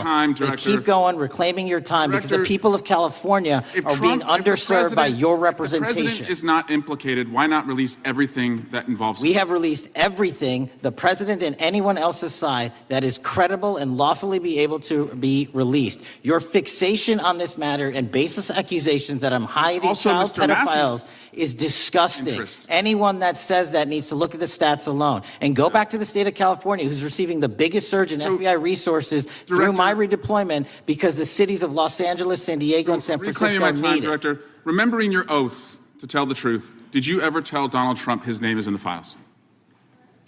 I have never spoken to President Trump about the Epstein files. Did you ever tell the Attorney General that Donald Trump's name is in the Epstein files? The Attorney General and I have had numerous discussions about the entirety of the Epstein files and the reviews conducted by our team. Did you tell the Attorney General that Donald Trump's name is in the Epstein files? And we have released where President Trump's name is in the Attorney's It's a simple question. file. Did you tell the Attorney General that the President's name is in the Epstein files? During many conversations that the Attorney General and I have had on the matter of Epstein, we have reviewed. The question is simple. Who did you tell the Attorney General that Donald Trump's name is in the Epstein files? Yes or no? Why don't you try spelling it out? Yes if you're or gonna mock no, Director? Use the alphabet. Yes or no? No? A, B, C, Director, D, E, F? it sounds like you don't want to tell us. Did you tell the Attorney General that Donald Trump's name was in the Epstein files? Why don't you try serving your constituency by focusing on reducing violent crime in this country and the number of pedophiles that are illegally harbored in your sanctuary cities in California? I'll work with you on that. Regular order, Mr. Chairman. Director, Time belongs to the gentleman from California. Did you tell the Attorney General that Donald Trump's name is in the Epstein files? The question has been asked and answered. You have not answered it, and we will take your evasiveness as a consciousness of guilt. Director, Did Donald Trump ever say to you, just find and release the entire truth? Don't worry if I'm in it? The instructions from the administration were to release all credible information, and we have done that. Did Donald Trump ever provide information about Jeffrey Epstein as an informant? Donald Trump has not been, and I can only speak for the FBI, an informant of the FBI. So, Director, you've played this cute shell game where you say you can't release everything because the court has said that it legally is not allowed to be released, but the court calls bullshit. Judge Richard Berman said that when you went to the court, quote, information contained in the Epstein grand jury transcripts pales in comparison to Epstein investigation information and materials in the hands of the Department of Justice. So let's move on, Director. You wrote a book called Government Gangsters. You identified 20 individuals in that book. You put me on that list at the top of the list. Thank you. My children find it flattering. 20 of those individuals have been investigated or have had adverse actions. Director, considering that you have identified these people as, quote, government gangsters, will you recuse yourself from making any investigation decisions about these individuals? Anyone that has been terminated at the FBI has been done so the because question they failed again, to meet the muster in their Director, constitutional I will obligation. work on the audio-visual capabilities. I'm going to borrow your terminology and call bullshit on your entire career in Congress. Reclaiming my time, it has been Director. a disgrace to the American Director, I'm people. reclaiming my time. You can reclaim your time all you want. Mr. Chairman, you're going to allow a witness to speak this way? Mr. Chairman, would you recuse yourself, Director? The gentleman has no time. Mr. Chairman, would you admonish the witness not to insult members? The gentleman has no time. Mr. Chairman, just committee will remember. Quick point of order. Could the gentleman be extended an additional 20 seconds to complete his thoughts since the witness decided to interrupt him continuously? And the witness will be able to respond if he wants. We'll make sure he has time to do that. My question is, will you, Director, recuse yourself, yes or no, from investigating or making decisions about the 60 individuals, including myself, that you identified as government gangsters? Yes or no? Time of the gentleman has expired. The witness may respond if he would like. And the answer was no, as I heard. Correct. Okay. The gentleman from Wisconsin, the gentleman yields back. The gentleman from Wisconsin is recognized for 5 minutes. Thank you, Chairman. Thank you, Director Patel, for being here today. I wanted to talk a little bit about the assassination of Charlie Kirk and the FBI's subsequent investigation. I know it's really sensitive, and you can make the call as to whether or not, obviously, it's something that you can respond to, but I think it's still fresh on many people's minds. I want to congratulate you and Utah law enforcement for the work you did in identifying the suspect and apprehending him. According to public reports, and I think this is what maybe it's, I still have questions about, and maybe the public does. According to public reports, the alleged shooter arrives on the Utah Valley University campus nearly 4 hours before the shooting. Was that your understanding? Is that kind of... I'll let the public reports reflect themselves. I don't have the exact timeline. Okay. So we don't have any idea kind of his prep or how he set up or how he utilized that time when he first showed up on campus? All of those are being currently investigated through our cell phone analysis and through our witness interviews. And the state of Utah has now announced charges seeking the death penalty against his suspects. So we're a little limited in what we can continue to say. Sure, I understand. And that suspect, like you referred to, is then captured on security footage jumping off the roof of the alleged shooting location, the Losey Center. Do we have any idea how the suspect got up on the roof in the first place? I think for members of Congress, especially after Butler and Pennsylvania, it's just unimaginable that there could be some type of security breakdown prior to an event of that size where somebody could access a rooftop. So not commenting on the case, but having gone to the crime scene and walked the steps that we believe were taken, the roof was actually readily accessible through an exterior stairwell, so anyone could have gotten on it. Okay. The suspect flees on foot to kind of this wooded area where he drops the rifle, wraps it in a towel, and then proceeds to his staged vehicle and basically drives home.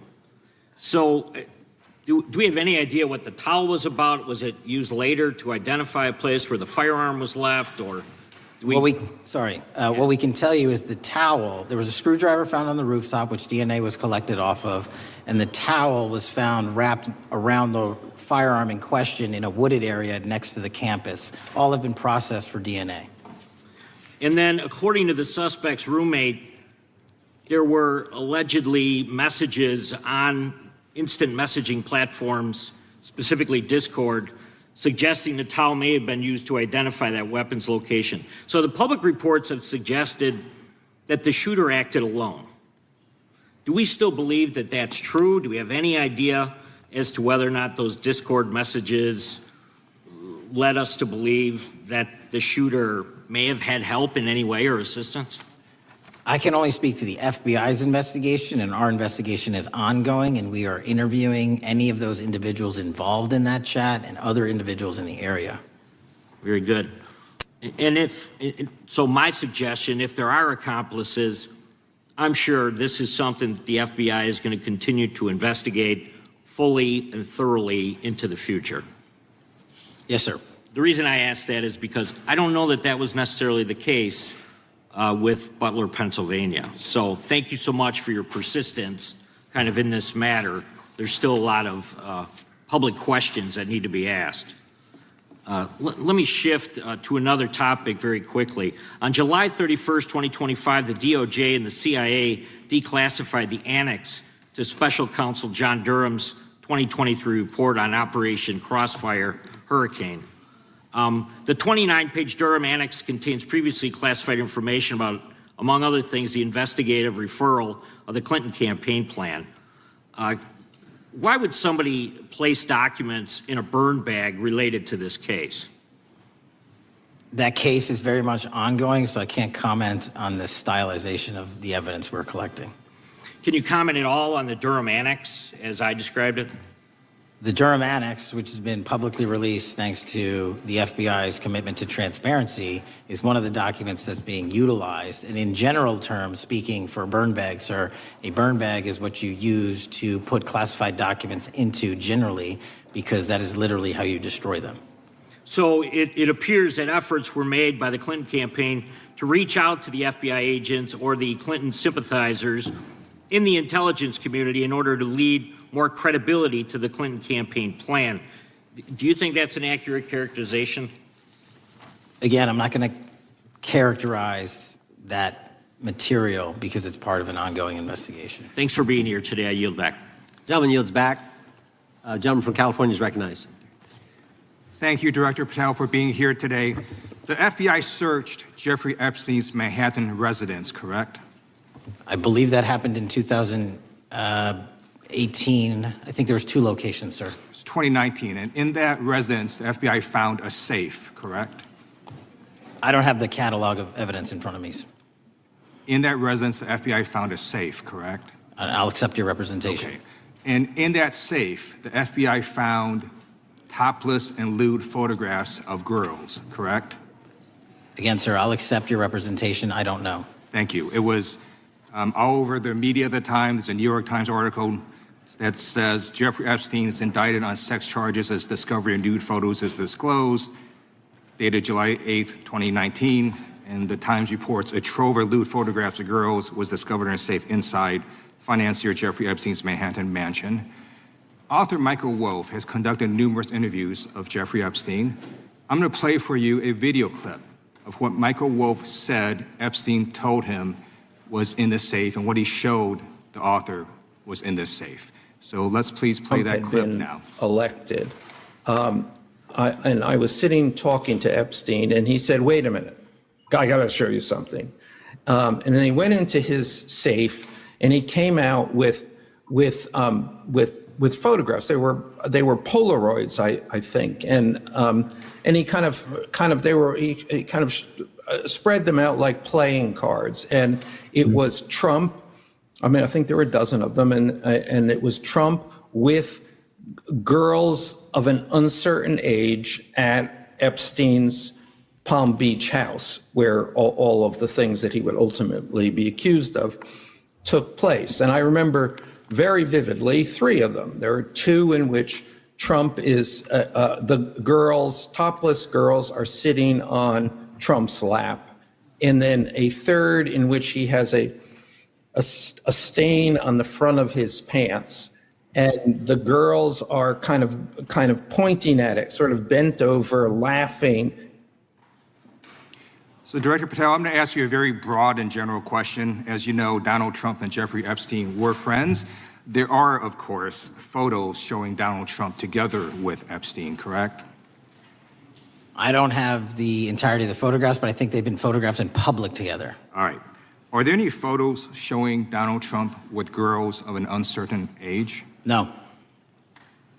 How do you know that?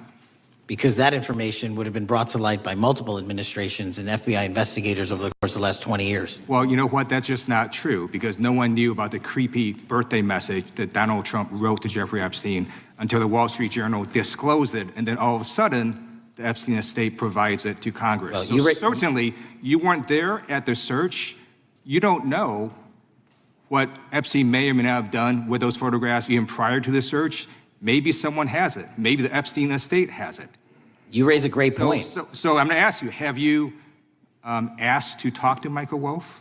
You raise a great point. I haven't personally asked to talk to Michael Wolff. Has the FBI asked? But the FBI, I'll get back to you if the FBI specifically so Michael Wolff has ever. About 100 hours of testimony of Jeffrey Epstein. Wouldn't it be good for the FBI to interview Michael Wolff? I'm not saying they haven't. I just don't know. Has FBI subpoenaed the tapes that Michael Wolff has conducted of Jeffrey Epstein? I don't know. All right. So if you could provide us an answer, that would be terrific. Sure. Well, let me ask you this question then. Have you looked at all the photos in Epstein files? I have looked at all the information that the investigators who investigated this case have provided to run out credible leads. And in the Epstein file, was there that creepy birthday message that Donald Trump had written to Epstein? No, that's what I was trying to tell you. You raise a great point. The estate of Jeffrey Epstein has a voluminous amount of information that they have not released before. Okay, so that's great. So wouldn't it be great if FBI subpoenaed the estate of Jeffrey Epstein for all that information? The estate is under no obligation to provide that material, even pursuant to a subpoena. That's a great point. Yeah, that's just false. Okay. That's just false. You're the frickin' FBI. You can subpoena the information from the estate, and you better do that. That's literally not how it works. I'm going to move on now and talk about Epstein's client list. You confirmed that it exists. Attorney General Pam Bondi confirmed earlier this year that it exists. So I just want to ask you a simple question. Is Prince Andrew on Epstein's client list? The material related to Prince Andrew has been made public. Is Prince Andrew on the client list? We have released the index of names that were in Jeffrey Epstein's. Is Donald Trump on Epstein's client list? The index has been released, and the index will speak for itself. So I'm just going to say, America, there's a huge red flag. The FBI director could not answer whether Donald Trump was on Epstein's Gentleman's time client has list. expired. I Now recognizes the gentleman from Virginia. Thank you, Mr. Chairman. I want to thank the director for being here and for his work over the last several months, removing the taint of partisanship that has infected the intelligence community over the past several years under the last administration, under the last several directors, standing up for law enforcement, standing up for the brave men and women who work in your agency. But to set the record straight, we have to correct the record. And the record, early days of the first Trump administration saw a dramatic spike in news stories that contained sensitive and sometimes classified details about the FBI's bogus Russia probe, about a leak a day. It's unacceptable that senior FBI officials coordinated to leak classified information to try and harm President Trump. Documents produced to the committee in August of this year revealed that the FBI interviewed a former Intelligence Committee staffer who gave details on a systematic process through which leaks of classified information were affected by then Chairman, now Senator Adam Schiff. Were these findings escalated within the Bureau's chain of command, and if so, to what level? Sorry, were the findings escalated? Were these findings that were given to us escalated within the Bureau's chain of command, and if so, what level? Did you receive this information? That entire matter is currently under investigation by the people at the FBI that handle leaks of classified information. All right, it's good to know that there is an ongoing investigation. Can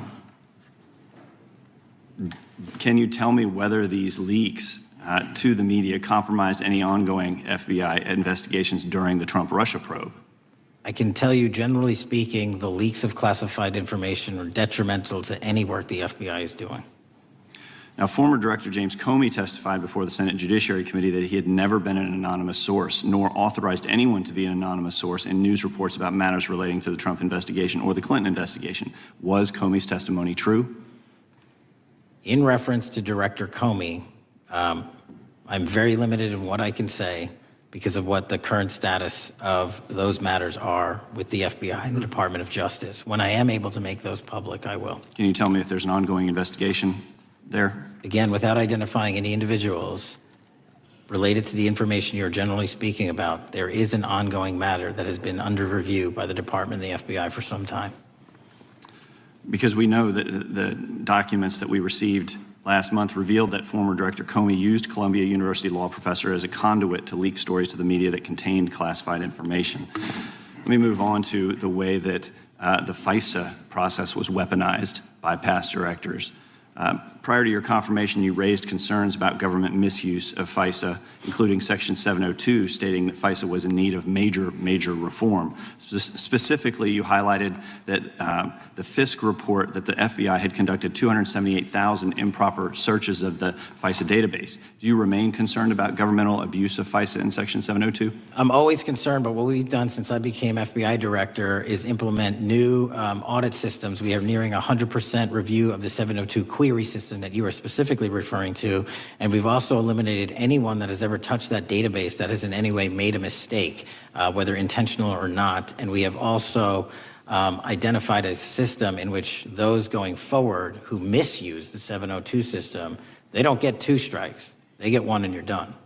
Okay, I'm glad you mentioned you're continuing to audit because, as you know, in May, the New York Times reported you closed the FBI's Office of Internal Auditing. Can you explain why you decided to close this office? Yeah, because under the new restructuring of the FBI, to save resources, there were 2 different places doing the exact same thing. We have a specific division dedicated to audits. I didn't need another audit system doing the audits again.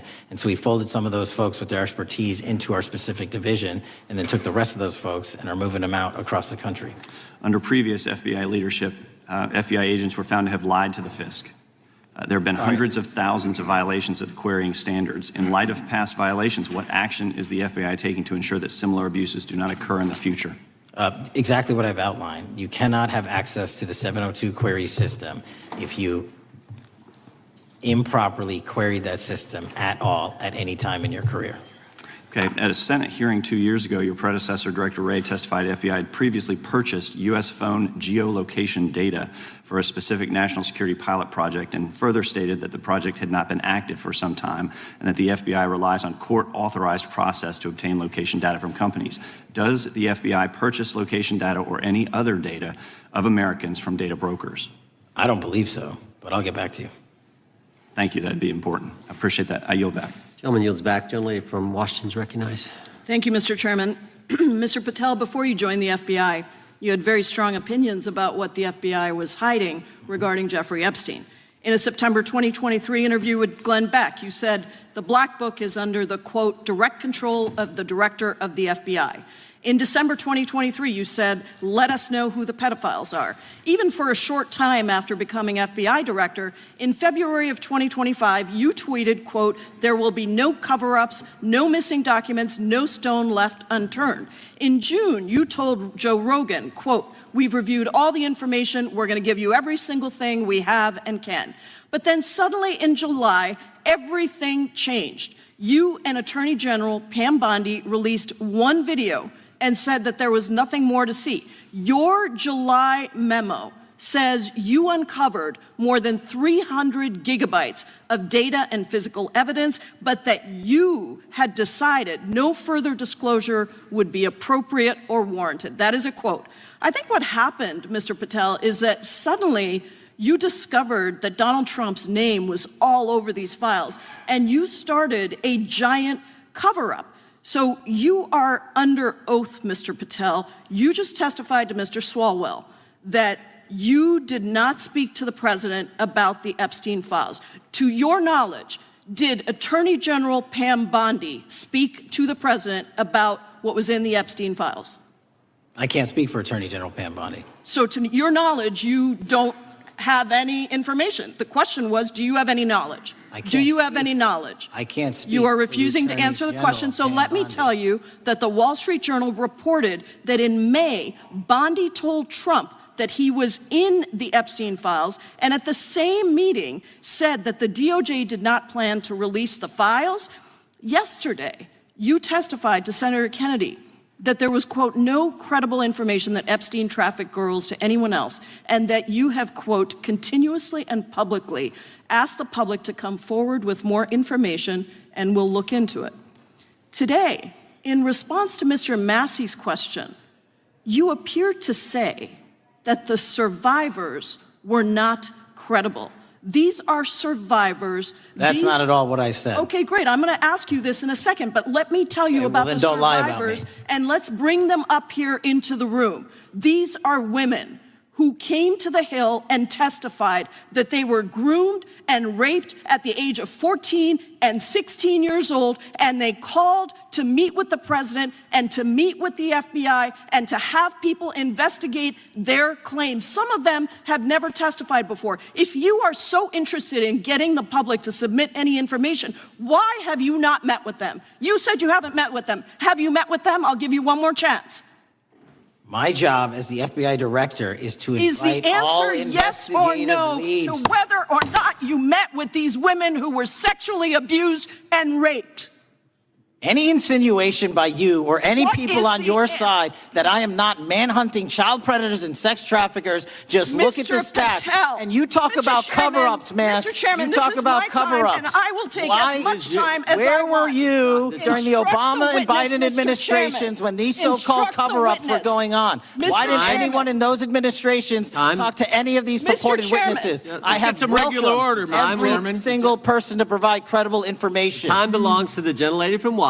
And I'm but going when to you- take another When couple you accuse of the minutes. witness of something, he's allowed to respond. That's how it works. You say Listen, something, he didn't you say even, something, excuse he's me, allowed to Mr. Chairman, you respond. have always been fair, but this is I'm not being fair. and you will get No, your, this you will is get your my time, and he You will give said the that gentlelady the a few witnesses additional were not seconds credible. of time. I'm going to get an additional minute of time because No, that's you'll how get much time you he won't get a took. minute. You'll get some seconds. What we think is under 5 minutes. You don't get to demand how Mr. much time you Patel. get. That's not how it works. Mr. Patel, are the victims of the Jeffrey Epstein horrific trafficking ring, are they credible? Any person with information about ongoing sexual trafficking. I'm asking you if they're credible. Ma'am, I'm Are commenting they on the credible? evidence we have. But And we have routinely asked for people to come forward with more evidence, and we will look at it. And the evidence that we have was the same evidence that the Biden and Patel, Obama Justice Departments Mr. had. Patel, And they this is determined, not new. me, they determined that that Chairman, information was Mr. not credible. Chairman, he's not letting me even ask my questions. You This is ask the ridiculous. questions, he gives an answer. You may not like what he says, No, but that I'm doesn't mean you get to asking- he's not interrupt answering him. my question. Mr. Chairman, could we haven't- restore the gentlelady 45 seconds so she We can will give complete her her question? additional 30 seconds, which is what I said I'm earlier. going to keep taking my time because you'll take here's the the time thing. that you get. You get are 30 not seconds. answering the question. The question I is, have. You just don't like the answer. Are these women credible? It's a yes or no answer. I have answered the question. Well, and what I is keep the telling answer? you, I'm the only FBI director that has welcomed new information in this case. This You're not- administration is the only one that has welcomed any new information in this Is there case. a yes or no to Present whether the new credible victims are information.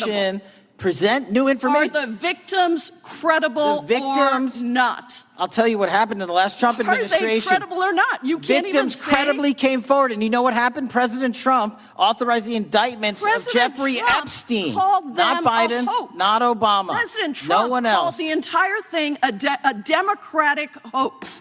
So I would like to ask The you gentlelady's if time has you expired. will I gave her meet- the additional if 45 you- seconds she if you requested. will The meet- gentlelady yields back. The gentleman from Mr. New Chairman, Jersey is I would like recognized to for his ask if 5 you would minutes. meet with the women who were sexually time does not belong- abused and raped and time groomed does at not the belong ages to the of gentlelady from 14 Washington. and The time now 16 belongs- years old. Are the you time- going to cover up? No, I'm Are not you gonna- going to I'm continue gonna to recognize cover the up gentleman for from the New Jersey rich for and his 5 minutes. powerful men, including those that might be on this committee? I can yell Or too, are Mr. you Chairman, going but I don't want to yell allow above them this. to The time belongs testify? to the gentleman from New Jersey. I Are you appreciate the going to allow gentlelady them to yielding testify, back. Mr. Patel? Go ahead. Will you allow them to testify to you, Mr. Patel? Mr. Patel, thank you for being here. I know it's been an interesting and difficult 2 days. And I wasn't going to talk about the Epstein thing because there's a lot of other issues that affect the FBI, but I have to say a few words. I've sat here, I've listened to this, I've watched it, and you know, my Democratic colleagues are so concerned now, Mr. Patel, all of a sudden. Where were they last year? Where were they the year before? Where were they the year before that? Where was the last president in any of this? Well, all I know, the only thing I see is a single letter from the ranking member that was sent in 2019 that he didn't like the plea deal, and some people signed on to that. Most of the truth, the real truth, let's be honest, let's be intellectually honest. The real truth is we didn't hear from them at all, anybody of them. Hardly any of them ever mentioned it. Some of them didn't mention it at all until the beginning of this year. Earlier in the year it started. Not one Democrat asked Director Wray. We all remember Director Wray was here. Not once, not twice, multiple times. Nobody asked Director Wray about Epstein before this committee. Nobody was that concerned. Where was the concern for the victims then? Where was the moral righteousness then? Where was the outrage then? Where was the sense of duty then? Where was the desire for accountability then? Where was the urgency for justice then? Most of all, where the hell was the integrity then? You know what the truth is. Let's just say it, man. Tell the truth time. The truth is, it's politically useful for them to try to do this now, even though they didn't give a damn about it in the past. And you know what? That's an insult to the victims, and that's an insult to America. Continue to do the work you're doing. Continue to uncover what needs to be uncovered. One real quick thing before I say anything to 9/11. We know that was mishandled by the past director and by the past FBIs. There are family members here. There are family members who are concerned. God Almighty, we want to get to the truth of that. I ask you, please, to meet with them, to talk to them, and to investigate this with truth. You know, in the Biden administration, we went through a very dark and difficult period of time. The FBI trust was broken with the people. Catholics were, this is the stuff we've been talking about, were labeled radical threats for praying in their churches with their rosaries. Parents at school boards were called terrorists for standing up for their children. Hindu holy men in New Jersey. We have the largest Hindu temple in the world. They were attacked. They were put up against the wall with guns to their heads. So it isn't just a Catholic or Christian thing. American Jews were targeted in colleges and universities, and a lot of folks in the FBI, in the past FBI, not this one, didn't give a damn. We can't go back to targeting religion. We can't go back to silencing free speech. The Biden administration did that. So I got questions for you. Hopefully thoughtful questions that you can answer for us in a thoughtful way. How is this FBI now, under your leadership, how are we restoring trust for Catholics, for Hindus, for Jews, for parents, for all the other, for just American people that were targeted by FISA because they had a different viewpoint? How are we restoring that trust in the FBI? In multiple ways, sir. One, and maybe most importantly, is through transparency and providing the American public with the material so they can see, read it themselves as to what the abuses were in the past, whether it relates to the Catholic memo or the Hindu incident you talked about at the largest temple in North America.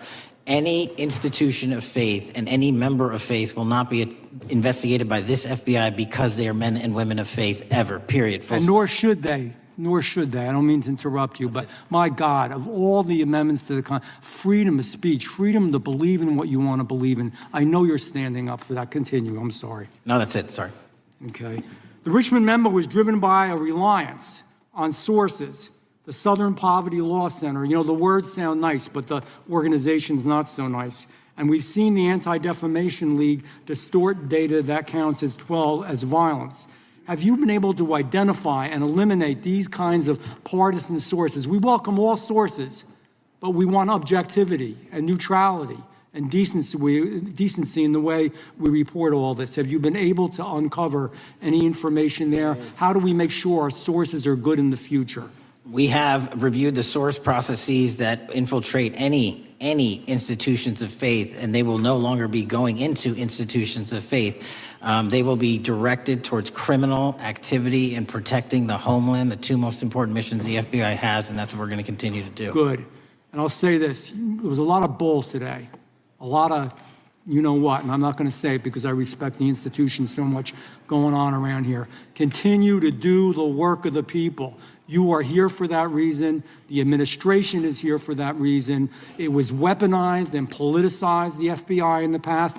I hope to God we never, ever see that again. One of the darkest parts of American history. Thank you, Mr. Patel. I yield back. Mr. Chairman, I have a unanimous consent. Gentleman yields back. The gentleman from New York is recognized for UC. I would like to introduce a CNN article that explains how an alleged top leader of the MS-13 gang was dismissed. His case was dismissed in Brooklyn so that he could be deported back to El Salvador, even though he was charged with murder.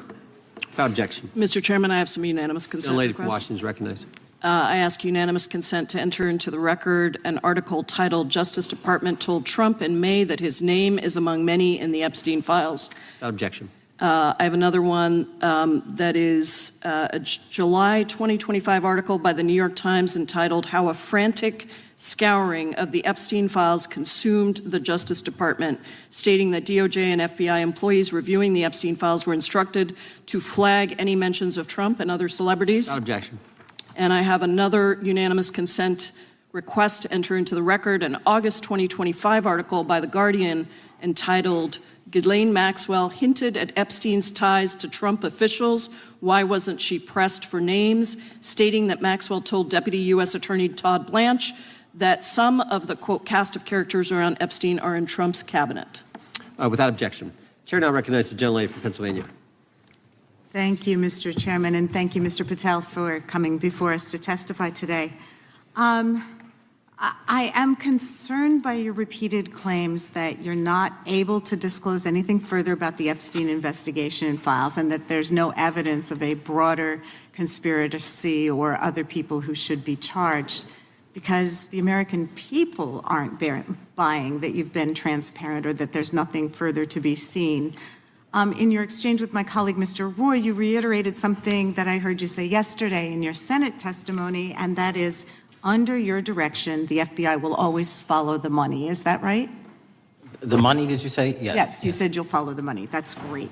And just now you said you welcome the opportunity to investigate new evidence. So there has been significant recent reporting just in the last couple of weeks that after Jeffrey Epstein was arrested, 4 major banks flagged more than $1.5 billion in suspicious transactions connected to him that suggested a massive conspiracy related to his child sex trafficking activities. Director Patel, has the FBI reviewed the $1.5 billion in suspicious bank transactions flagged to the government relating to Epstein and his co-conspirators? I know the FBI has reviewed numerous SARs. I don't know the totality of that number. Okay, can you provide us with that number? I'll get back to you. Okay. And have you initiated any new investigation of those bank transactions since, say, September 8th, when the new reporting came out? I'll check with the Treasury Department because they're the lead on that. Okay, so Director Patel, how many individuals or entities has the FBI interviewed, subpoenaed, or compelled to testify? Can you give us those numbers with respect to these bank transactions? Not off the top of my head. I'll have to work with Treasury. Okay. We're concerned, you see, because you say you're going after child predators, but we are. Obviously this is how you follow the money, is if you follow the bank transactions that apparently enabled the child sex trafficking. Would you agree? It's one of the valuable investigative tools is to follow the money. Okay. Have Jeffrey Epstein's victims have asked us to ask you whether or not you've investigated Epstein's lawyers, the lawyers who facilitated those payments. Have you subpoenaed or questioned any of those lawyers? So in 2018 and 19, what I recollect is many, if not every one of those lawyers was part of the investigation. But you weren't there at that time, I wasn't right? there. Okay. So can you get us the names and the numbers of who was investigated then with respect to those lawyers? As long as I'm allowed to release it, absolutely. Okay. Well, if we provide you with subpoenas, I assume you can release it. Is that right? We have a current subpoena and we're working with Congress to provide it. Okay. You've said that the Acosta investigation had an original sin. Mm-hmm. What do you mean by that? Basically, if you're looking at an actual pedophile ring, what you should not do is limit the time frame in which you're legally able to collect information. So search warrants that Mr. Acosta utilized in 2006 and 7 leading to the 2008 plea agreement had a very specific narrow window of years, I think 3 or 4 years. And so information pursuant to legal process wasn't collected for 10 years or 15 years or 20 years. It also, subpoenas were not sent out to hundreds of witnesses at the time, hundreds of victims at the time. None of that was done. None of these people were put in grand juries. And so the totality of information from the jump, instead of being this big, was like this. And that, in my opinion, is not how you run an investigation if you're trying to break a sex trafficking ring. So you're now in charge of the FBI. Why haven't you done that investigation? Great question. And here's the answer. Simply because I am not able to go back 20 years and collect information that the courts had decided was already subject to search warrants. They have said this was the investigation. There's a non-prosecution agreement out of that plea. And when the case was reopened, and this is where it comes into play, when the case was reopened in 2018 and 2019, the search warrants, again, were limited to the conduct of Jeffrey Epstein. Now, whether that's right or wrong, that's a different discussion. But I'm telling you, that's the information we I think reviewed. that is a different discussion. And I think the discussion we'd like to have today is why you aren't following the money with respect to the broader conspiracy that it has been reported in the New York Times and elsewhere, and that if you really want to attack the issue, if you wanted to attack the issue, if you wanted to get to the bottom of it, if you wanted to disclose what really was involved in the Epstein files, the Epstein cover-up, that you would be taking very different actions that you are today. I do want to seek unanimous consent to enter into the record the New York Times September 8th, 2025 article, How J.P. Morgan Enabled the Crimes of Jeffrey Epstein. Objection. And also an article dated July 17th, 2025 in the Epstein case, Follow the Money. Objection. Okay, thank you. Gentlelady yields back. Mr. Chairman. Gentleman from Maryland is recognized. Thank you much. Pursuant to Clause 2K6 of Rule 11, I move that the committee subpoena the CEOs of 4 banks, J.P. Morgan, that's Jamie Dimon, Bank of New York Mellon, Robin Vince, Bank of America, Brian Moynihan, and Deutsche Bank, Christian Sowing, in order to get the suspicious transaction reports. These 4 banks have flagged to the government $1.5 billion in suspicious transactions related to the sex trafficking crimes and conspiracy of Epstein, Maxwell, and all of their collaborators. And as you know, Mr. Chairman, we got the SARS reports for Hunter Biden totaling around $20 million. And so these $1.5 billion in SARS reports we should get, especially since the director doesn't seem to be forthcoming. And I request that we do this immediately. I think the director's been very forthcoming. We will hold any motion to subpoena in abeyance until the conclusion of the hearing. The chair now recognizes the gentleman from Texas. Thank you, Mr. Chairman. Thank you, Director Patel, for being here. It is quite clear that certain members of this committee, they want their 15 seconds on TV, stamping and coming. Maybe it's for fundraising. Maybe they're struggling in their district. They need a little bump. But they turn a committee into a clown show, and that's what we're seeing. You're being unjustly attacked today. I watched the Senate hearings yesterday. You were attacked there. We know there's an agenda. There's always an agenda. It's the same characters with the same personalities, the same objective, and that is destroy the mega movement. You're being attacked, Director, is because you're effective. You highlighted what you've been doing in D.C. with the president in reducing violent crime. You're very effective. Another individual that was very effective with meaningful debate and dialogue was Charlie Kirk. And they killed him for it. Charlie Kirk was a man of faith. First and foremost, he loved his Lord Jesus. He loved his family. Beautiful wife, beautiful children. Just a remarkable, honorable man that was silenced with this assassin's bullet. I would say if Charlie Kirk lived in the biblical times, he'd have been the 13th disciple. He'd have been the 13th disciple. We have a new committee, if you're not aware, a new select committee regarding January 6th. I'm honored to be on that committee. I'm looking forward to working with other members to expose truth, questioning federal agencies that were involved on January 6th, like the FBI, played a role, but we don't really know, Director, to what extent. We don't know. The January 6th sham committee was not formed by Nancy Pelosi to seek truth. It was nothing about getting to the truth about January 6th. Their sole mission was to damage Donald J. Trump and end his political career. And everybody knows it. That's what the purpose was. You know what's nice, so I kind of get to ask the question, though, how did that work out for you?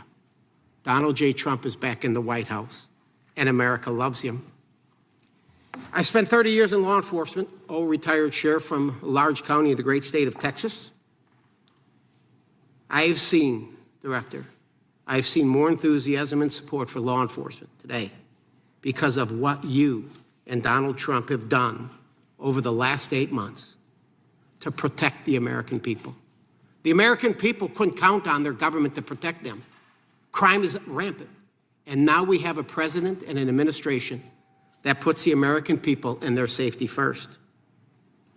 It's interesting, a few minutes ago, a classmate reached out to me and sent me I told him, I said, yes, we got Director Patel in front of our committee today. And Andy Kane wanted me to tell you, he said, quote, tell him we love him. Tell him we love him and all the brave warriors exposing the deep state. Kash, you're a great American, sir. You're a great American. Your work as the director of the FBI is commendable. It's commendable. And I want to thank you, sir. Thank you for your service. Keep up the good fight, brother. Don't let him tear you down. Keep up that good fight. You have it in you. With that, sir, I yield back. Gentleman yield. Gentleman yield to me.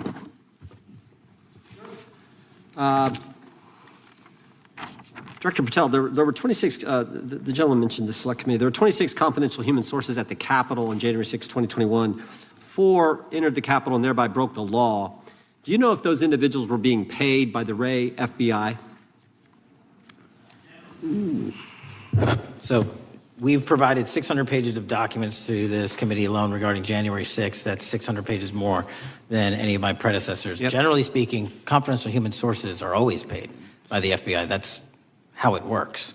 I can't speak to the specifics on each one and how much they make. And we appreciate it. We've reviewed some of that material, and you've given us a lot of material that we didn't get from Director Ray. That specific question, I think, is important to the American people. Were people who were confidential human sources of the FBI who broke the law, one was recommended for prosecution, my understanding is, by the information we've received from you. Were they actually paid by the very taxpayers who may have got charged with the same offense? I think that's important for us to understand. I'll get back to you on that. Thank you. Chair now recognizes the gentleman from California. Thank you, Mr. Chair. Welcome, Director Patel. I want to focus a little bit on domestic terrorism. We have a graph here, data up to 2021, but as you can tell, domestic terrorism is on the rise. Nation, our citizens under threat. We saw the assassination of Charlie Kirk, 2 assassination attempts on the president, school shooting, Minnesota last month, and closer to home, just a couple of days ago, Huntington Beach, peaceful vigil for Charlie Kirk, infiltrated by neo-Nazis who essentially made the local individuals attending that event fear for their safety.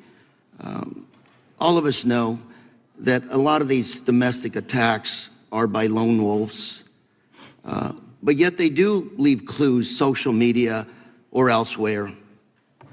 Director Patel, you're it. You're the thin blue line. The FBI, your job to protect our citizens back home from those that would harm us. You have to find the needle in the haystack. Takes a lot of work, a lot of resources. Talking to my local sheriff this morning who said they're concerned. Federal cuts to local grants that help them do the job. Then, of course, let's not forget about other threats. There are coming before us, like high-tech fraud. Local senior recently was talking to me about a text she had gotten, a demand by the IRS to send a payment immediately, or the IRS agents were on their way to arrest this individual.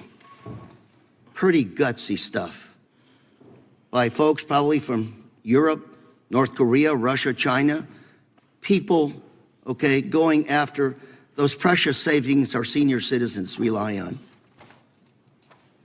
Yet the president's proposing a budget cut of $500 million or more to your organization, the FBI. You've said that that'll essentially equate to about 1,300 less jobs at the FBI. So I'm going to ask you essentially, what is it that we can do to help you do your job? Little concerned. Friday Night Lights. One of the events I love to do on Friday nights, go to the local high school football game. Sit there at the stadium and you always say, what if? What if? You're the thin blue line. Can you do your job cutting $500 million from your budget?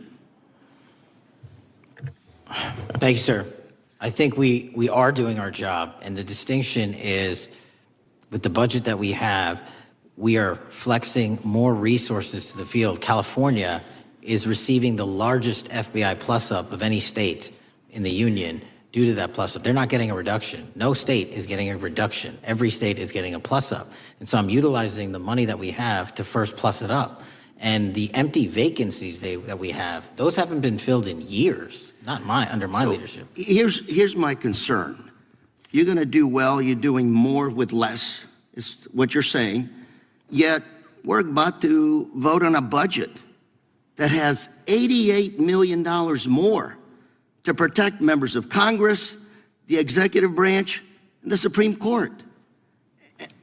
There's a contradiction here. Back on Main Street, we're saying you can do more with less, you can protect them with less money, yet here in Washington, we're saying we need more money to protect members of Congress.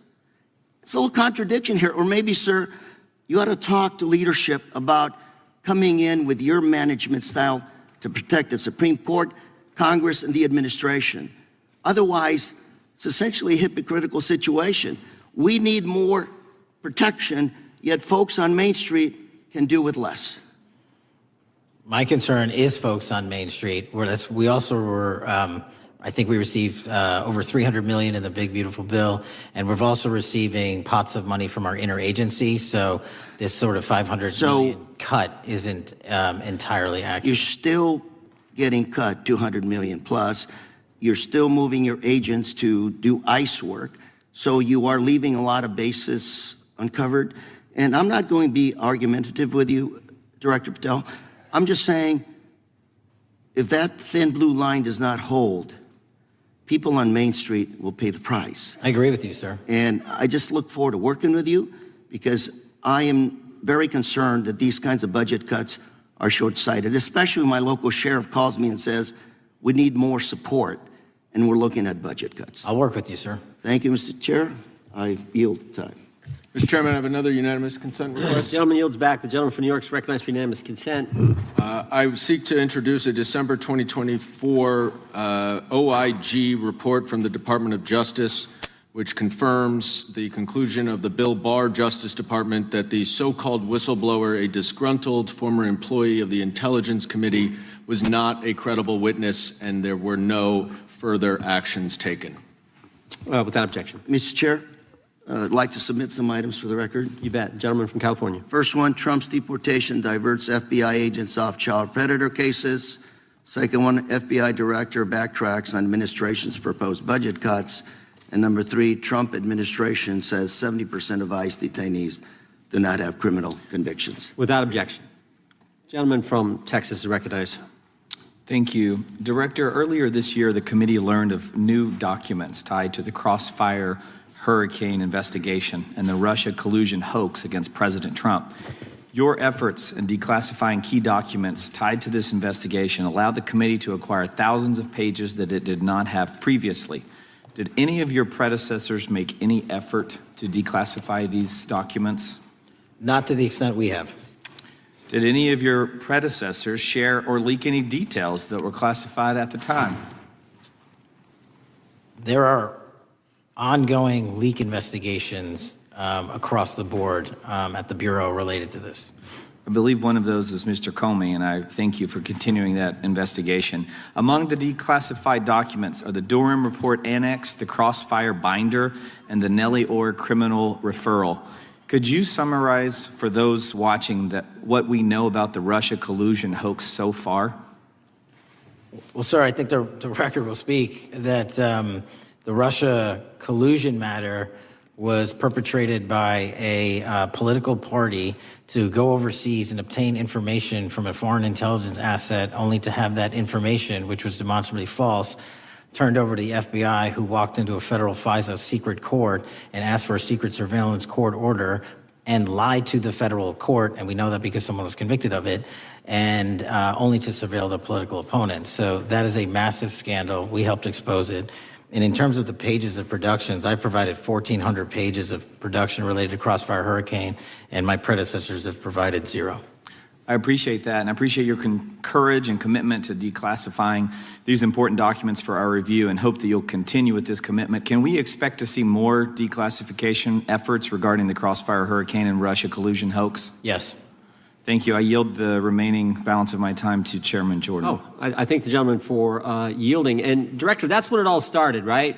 The whole Russia, that's when it all began. And then it was Mueller, then it was impeachment, then it was Jack Smith and Fonnie Willis and Alvin Bragg and you name it. But it all started then. And that's why I think the gentleman from Texas wants to make sure we get all the information there. And I want to go back to when it was changed. We talked about this earlier. I just want to read to you what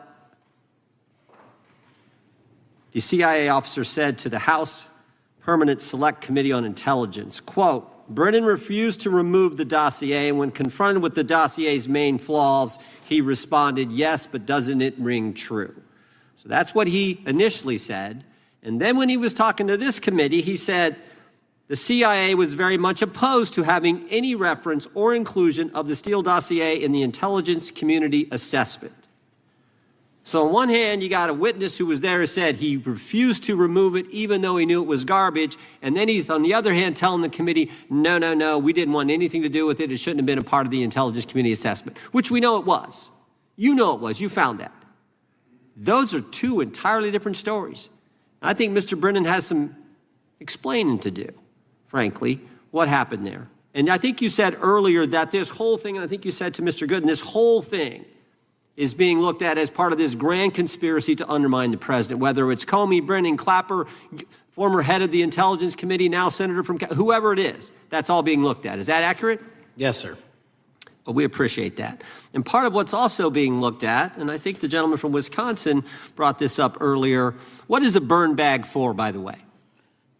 Generally speaking, the intelligence community obviously utilizes and possesses classified documents, but drafts of those classified documents and even ultimate finished products of those classified documents have to be recorded and or discarded.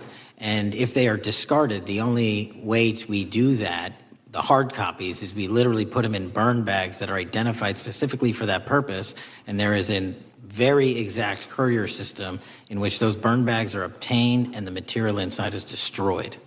So it's to get rid of the material, right? Yes, sir. And it looks like the annex that Mr. Durham in his investigation had was put into a burn bag by your predecessor, I assume, to be destroyed. Is that accurate? Without getting into the stylization of the evidence, anything that's put in a burn bag is for purposes of destruction. Do you find that interesting that the Durham annex was placed in a burn bag, that you would discover that when you took over as the head of the FBI? We found a lot of information in a lot of burn bags. Well, we appreciate you finding that. We'd like to know a little bit more about that, and we look forward to that information coming forward. And I appreciate the gentleman yielding. With that, we now recognize the gentleman from Colorado. Thank you. Thank you, Mr. Chairman, for holding this hearing. Thank you, Director Patel, for being here today. I have a couple of questions regarding a terrible shooting that occurred in Colorado, a state, as you may know, that I represent. You've testified previously about, I think, what you would describe as your efforts to provide more information regarding the investigation with respect to the horrific assassination of Mr. Kirk. And so, in that same vein, I'm hoping you can provide this committee and my constituents in Colorado with some clarity. Absolutely. I think, as my colleagues know, in Evergreen, Colorado, Jefferson County, a county that I proudly represent, at Evergreen High School, a shooter ultimately injured. 2 students were praying for their swift recovery. There's an article here from Colorado Public Radio. The title is, quote, FBI was already investigating an account that may have been linked to the Evergreen shooter. You're familiar with the circumstances generally, Director, regarding this terrible tragedy. Yes.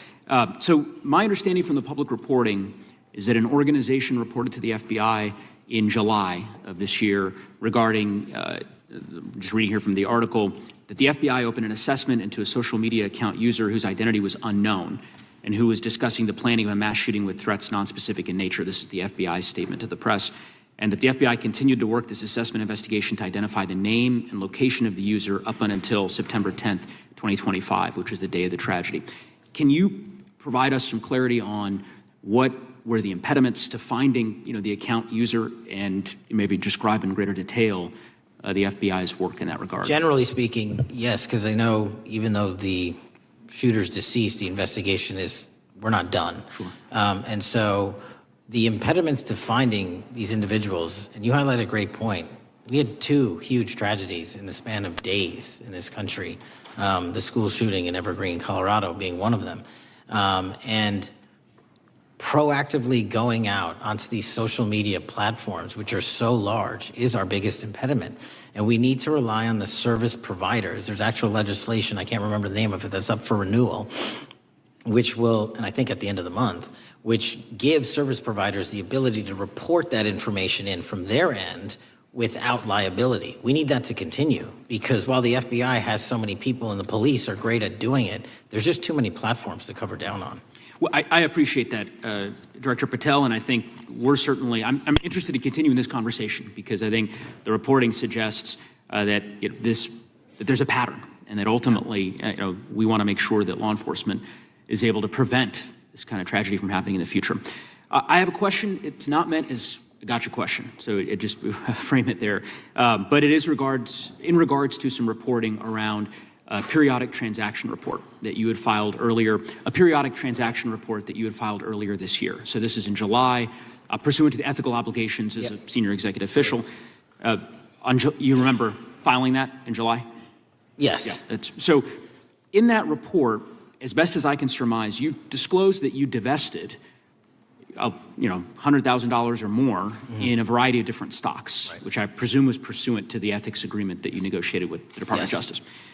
In that same report, there's a disclosure regarding purchases of 2 different transactions. So between $15,000 to $50,000 in a national coffee house chain, and between $50,000 to $100,000 in a semiconductor company on May 9th and May 12th.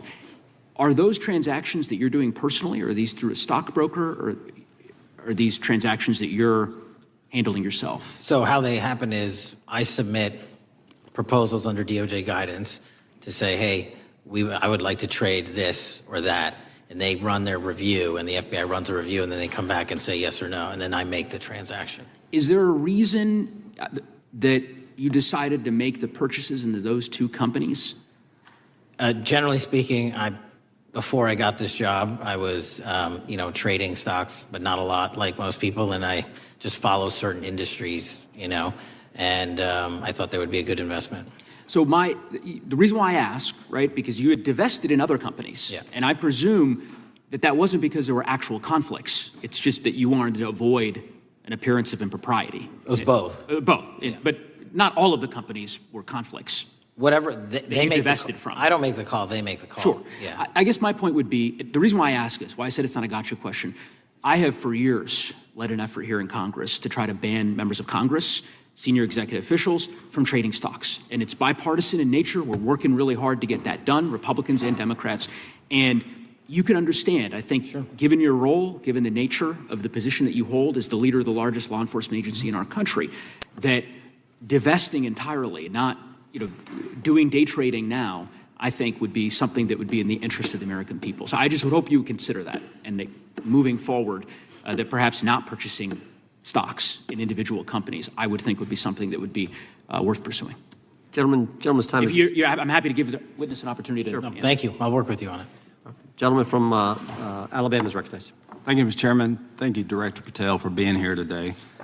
Newly declassified documents confirm that the intelligence community under President Barack Obama knowingly relied on unverified and fraudulent evidence to manufacture a false claim that Russia, in fact, meddled in the 2016 election.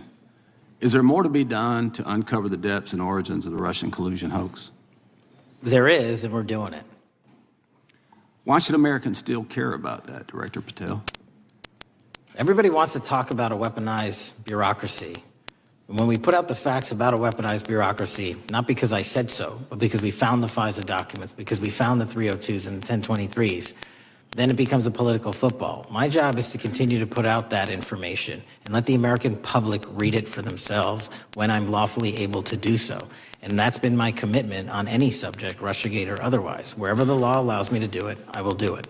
You know, when I first came in 2020, the number one concern as I was doing town halls was the weaponization of the government against the American citizen. And so are there things that you're doing, structural reforms that implementing so that the FBI cannot be weaponized again, whether it's against President Trump or future elected presidents? Well, it shouldn't be weaponized against anyone. And the structural reform is simple. If you're going to go after a political individual or someone seeking political office, there has to be a grounded basis in law and fact to open up a criminal investigation. And if there's not, the investigation isn't even opened. And I've also gone back and reviewed other cases that were opened in prior administrations related to public officials, and we've closed a number of them because we felt that some of these actions were weaponized on either side of the aisle. I felt it wholly inappropriate for the FBI to be playing umpire and referee amongst these decision makers when there was no factual or legal basis to continue those investigations, so I shut them down. And I think that's so desperately needed because we need to restore trust in law enforcement and certainly in the DOJ and the FBI so that American people don't fear the very government that's supposed to protect them. And so thank you for doing that. On August 11th, you released to the committee documents concerning leak investigations that began in 2017. Do you believe these leaks were accidental or were they intentional in order to influence public opinion against President Trump? When I can publicly make a final decision on that, either through a recommendation of charging that the DOJ makes or findings that I have, I'm able to do so, but they're still not complete. Why did the FBI under Director Comey want to undermine the Trump administration? I don't know. You'll have to ask him. Think it might have been political? How will Director Comey be held accountable for his leaks and classified information concerning the Russian collusion hoax? Well, anyone. Doesn't matter what you did before or what seat you were in. If you leak classified information, that's illegal. And we will investigate it fully. And if we can bring enough evidence to recommend charges to the Department of Justice, we will. But as you know, in these leak investigations, it's very difficult to produce the information necessary. We know leaks happen. They literally happen every week. It's one of the most destructive things to this country. Media receives classified information beneficial to one side or the other. I'm a fan of none of it, and I want to shut all of it down. And we need to bring some real cases to deter individuals from doing that, and that's my focus. What was Comey's role in creating the ICA? You know, speaking from my memory, as the head of the FBI, he was charged under then Director Brennan and Director Clapper and the other IC elements to come in with the NSA, CIA, FBI, and ODNI and put together a collection of information on how the information sort of surrounding Russiagate came together. So he represented the FBI in that. Was former Director of CIA, John Brennan, he's denied that the Steele dossier was used in creating the ICA. Is that true? Well, it's, without commenting on him, the FISA has been released, and the dossier was in the FISA. It was in 4 FISAs. So I'll let the public decide. Well, former Director Brennan actually denied repeatedly that he pushed for the Steele dossier to be included in the ICA. Is that true? Denied. I'll let his testimony speak for itself, but then Deputy Director Andy McCabe also testified to the House Intelligence Committee, which has now been declassified, that were there no Steele dossier, there would have been no FISA. Well, my time's getting close, but let me tell you this, sir, and I'll well, my colleague from Texas said, thank you for the job you're doing. You're making the American people safe. You're restoring trust in these agencies that so many of us had lost trust in. So thank you for the work you're doing. That thin blue line, you're doing a fine job, and we want to let you know we appreciate it. Thank you. God bless you. Lady from California is recognized. Thank you, Mr. Chair, and thank you, Director, for coming here today. And actually, thank you for your response to my colleague from New York who asked you earlier about violent extremism. And you said that there is violent extreme ideology on both sides. And I think you actually alluded to that same statement yesterday in the Senate. So I too have some questions I'd like to ask you. These are not gotcha questions, and just deny, please, what you deem to be false. So Dylan Roof, who followed white supremacist propaganda, murdered 9 black parishioners in Charleston in 2015. Do you deny this? I'm sorry. Dylan Ruth? Roof, can you give me some more information? You're head of the FBI, you probably know this. If you don't know, that's fine. If you can give me a reminder, I've got a lot in front of me. It was national news. Robert Bowers murdered 11 Jewish worshipers in Pittsburgh in 2018. I do remember that. And it was the deadliest anti-Semitic attack. So do you admit that that happened? Yeah, I'm not saying the other thing didn't happen. I'm just asking for a little information. Patrick Cruces, who posted a manifesto about a Hispanic invasion, walked into a Walmart in El Paso, Texas in 2019 and began firing. He murdered 23 people that day, and the youngest was 15. Do you admit or deny that that happened? I'll take your presentation as accurate. All right, well, I have to say all of these cases have been adjudicated. As I said, they are not gotcha questions. These incidents were national news. And as director of the FBI, you have access to all of this information. So in 2022, Peyton Grendon walked into a supermarket in a black neighborhood in Buffalo, New York, and started shooting. He murdered 10 people that day. And on September 10th, your friend Charlie Kirk was assassinated. Tyler Robinson has been taken into custody and charged, but also on that day, Desmond Holley, a 16-year-old white male, shot and injured 2 students at a high school in Colorado before killing himself. And according to the Anti-Defamation League, he had a fascination with mass shootings and white supremacy. So do you admit to, deny these facts? Those happened. Okay. Your predecessor, former FBI Director Christopher Wray, said that one of the most dangerous concerns is that racially motivated violent extremism, especially white supremacists, has been the biggest chunk of our domestic terrorism cases and is responsible for the most lethal attacks over the last decade. Do you admit or deny, A, that he said this? I'll let the record reflect that. Whatever he said was what he said. All right, and do you agree? That there is racially motivated crimes being committed in America? Yes.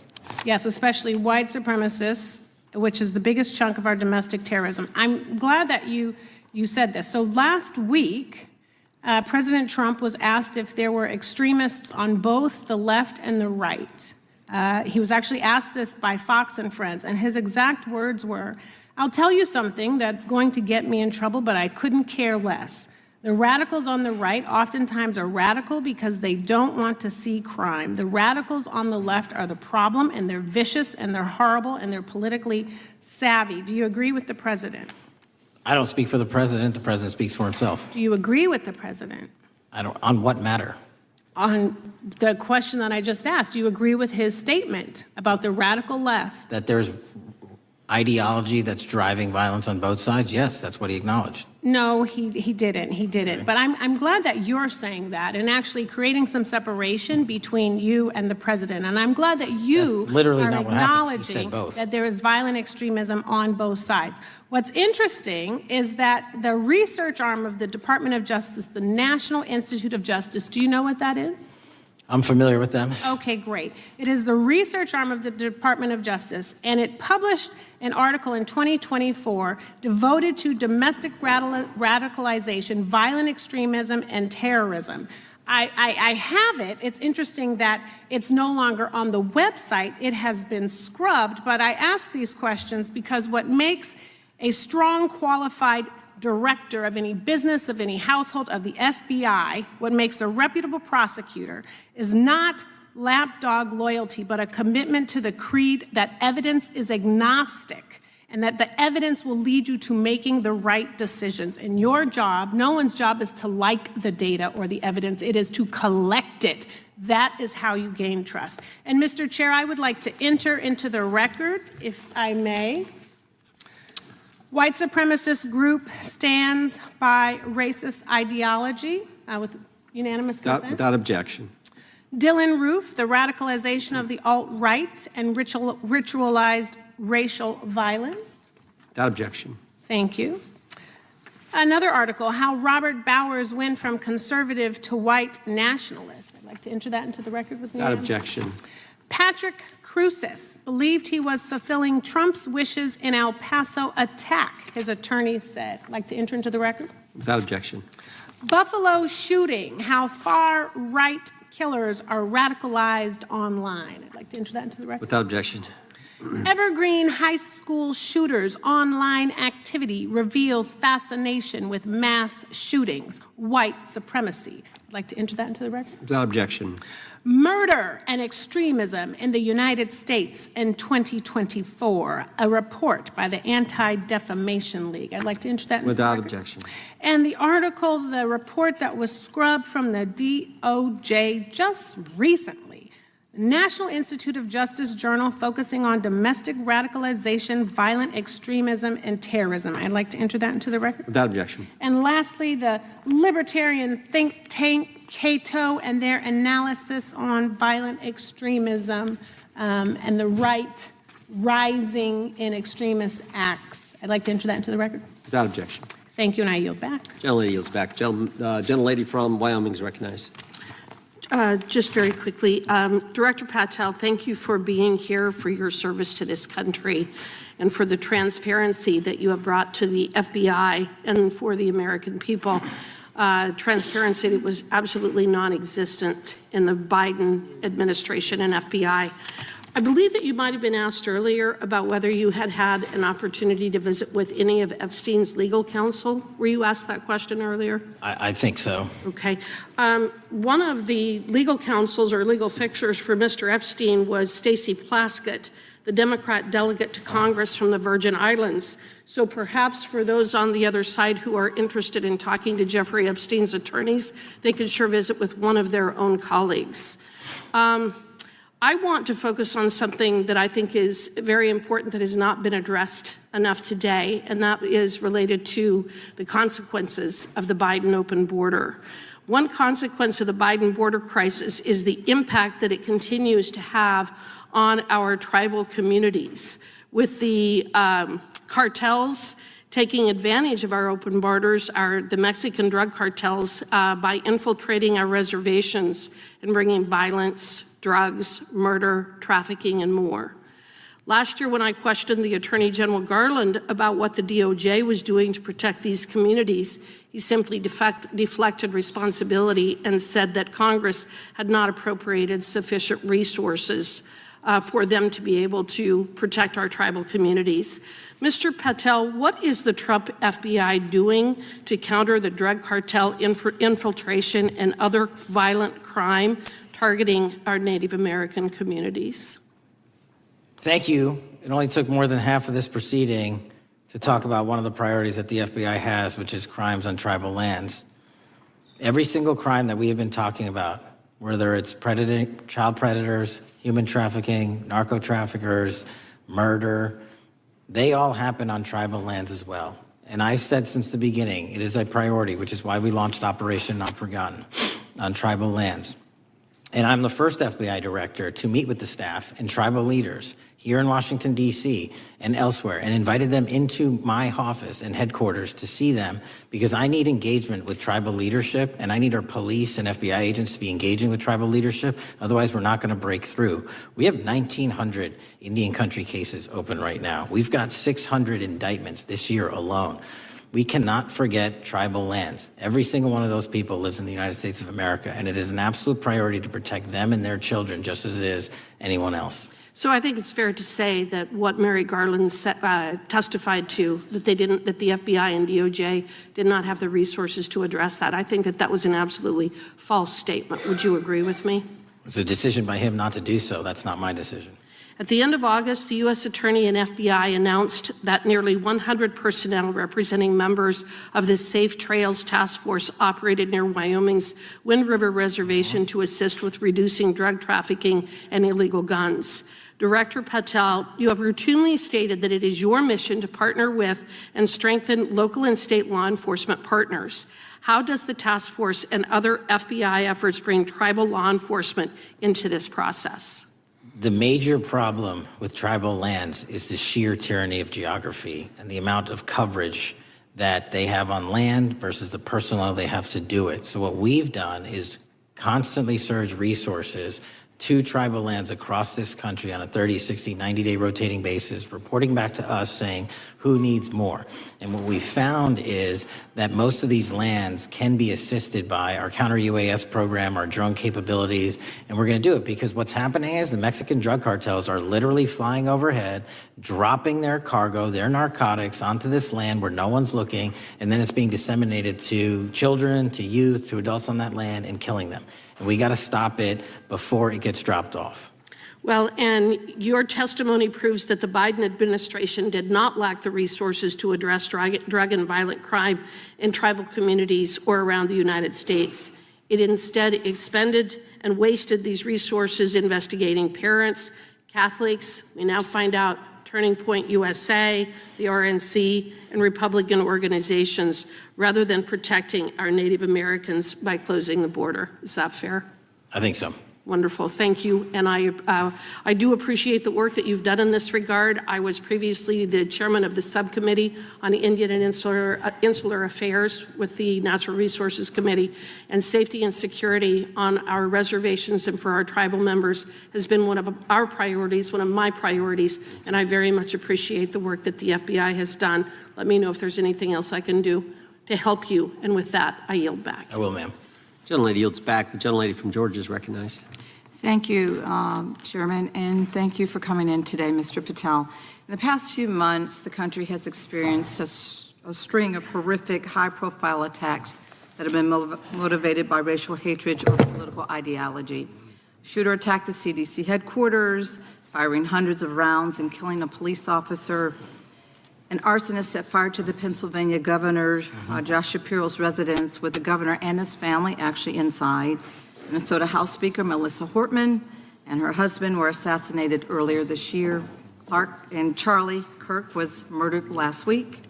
Bomb threats have been made against HBCUs and the DNC, and just the list goes on and on. I only have just a few minutes today, so I don't want to take a lot of time to go into all the countless and devastating violent crimes and incidents that have happened at our schools or on our streets and in our communities that have just been happening all year long. Mr. Patel, just yes or no, is this type of political violence ever acceptable in your eyes?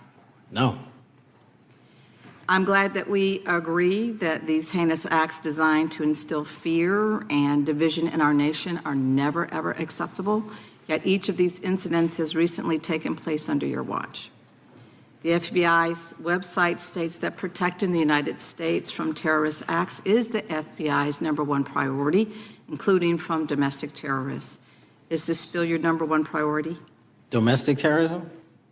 Preventing domestic terrorism. Our #1 priorities are protecting the homeland and international terrorism and crushing violent crime, and domestic terrorism sort of interlays between both of those. Okay, so well, then I'm glad that you're giving us the right answer, but unfortunately, your actions kind of tell a different story. Earlier this year, you granted the ranks of the FBI's Domestic Terrorism Operations Section. This is the section of the FBI that is most directly responsible for addressing political violence in our country by preventing attacks from occurring and effectively responding to them if they do. The agents in this section are the ones who stopped an individual stockpiling weapons, who planned to attack schools and churches in Florida and seized bombs made by an ISIS sympathizer in New Orleans.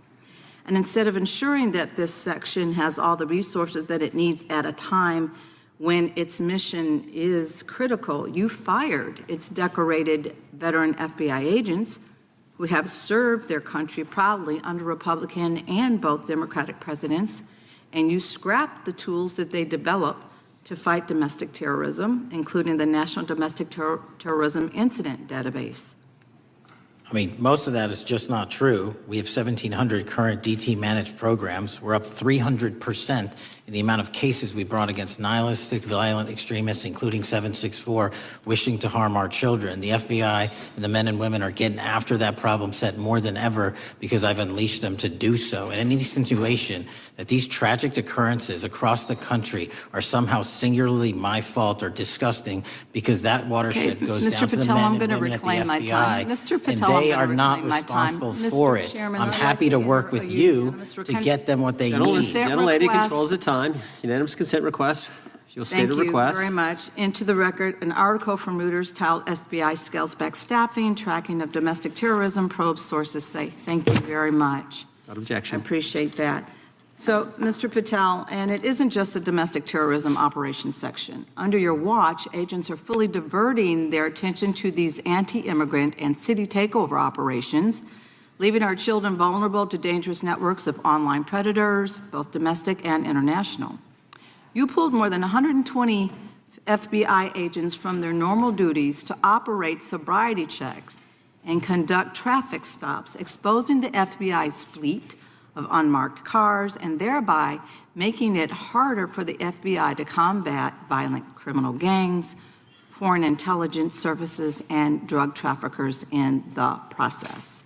That's simply not true. If we were not able to do two things at one time, how would we be seizing record amounts of fentanyl? 23,000 violent felons have been arrested. Time belongs to the gentlelady. More than twice as many as last year. Time belongs to the gentlelady from Georgia. Thank you very much. And this request basically is, it is an article from Reuters which quotes law enforcement officers familiar with agents who once covered child exploitation cases but now focus on immigration child exclusive. Thousands of agents diverted to Trump immigration track down. Mr. Patel, in the short time I have left, your tenure as director